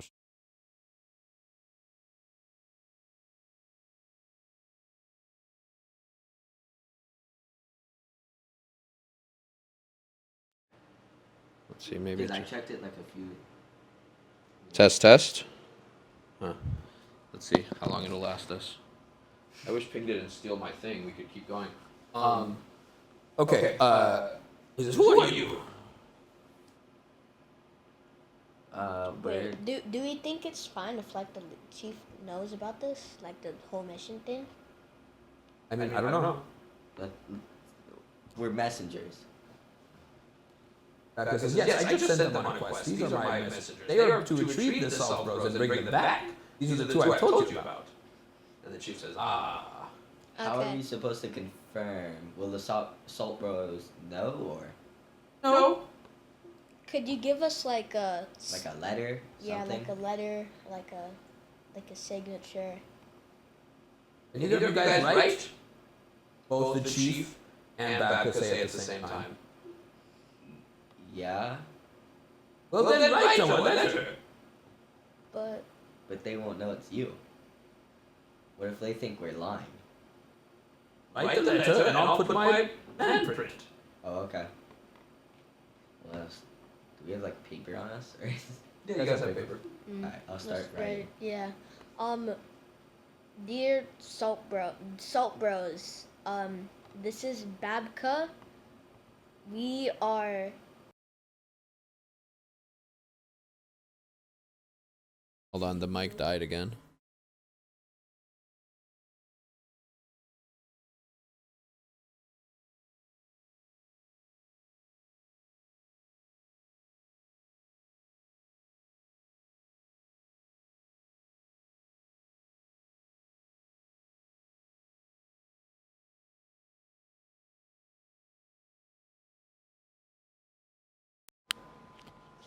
Okay. All right, go ahead. Salt Bros, it is me, Babka. I've sent these 3 people to retrieve you and bring you back to, what's the name of this village again? Stralmundi. Stralmundi, to discuss the immediate price up in Celt to whatever the nations were that were meant to like increase the price by 35%. But like urgent. Urgent. He says, "Excellent. Now bring it over here." Okay, I hand Babka the paper. Babka holds it out, and the chieftain sticks his hand in some. He has got like a little thing of ink here, so he sticks his hand and he prints his hand on it, and then he shakes his hand off and gets ink on both your faces. And he says, "Now be on your way. We must discuss." Alright, we'll leave. Yeah. Okay. I think we'll call it here since the mic died. Alright. That was a good spot. Okay. So you guys now have a letter to the Salt Bro Salt Co's, Salt Bro Salt Co. And you will be traveling there on our next session. Alright. So like next weekend? Yeah. Yeah, whenever we have time, I'd love to play more. Maybe Ping's back, we can play our 3-player one too, though, you know? Yeah. What were we doing last? We went into the bar.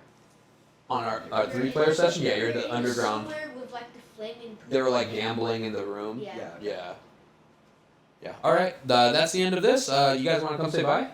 Yeah. The camera over here. That was fun. Hopefully we do this more, and I hope you guys enjoyed. We will return Brandon to Turtlekin later. We will return to Brandon and his turtle friend. Yeah, he won't die. I love that you guys are so like eager to get a turtle. You were like, take all the turtles. Like, what? You guys making a fish tank, or what's going on? Well, We need a small like we're militia. having like an army, so like if Yeah, we'll become the Turtle Kings. yeah. Got it. Okay, Turtle Kings. Yeah. All right. Bye, you guys. That was Bye. fun. Bye.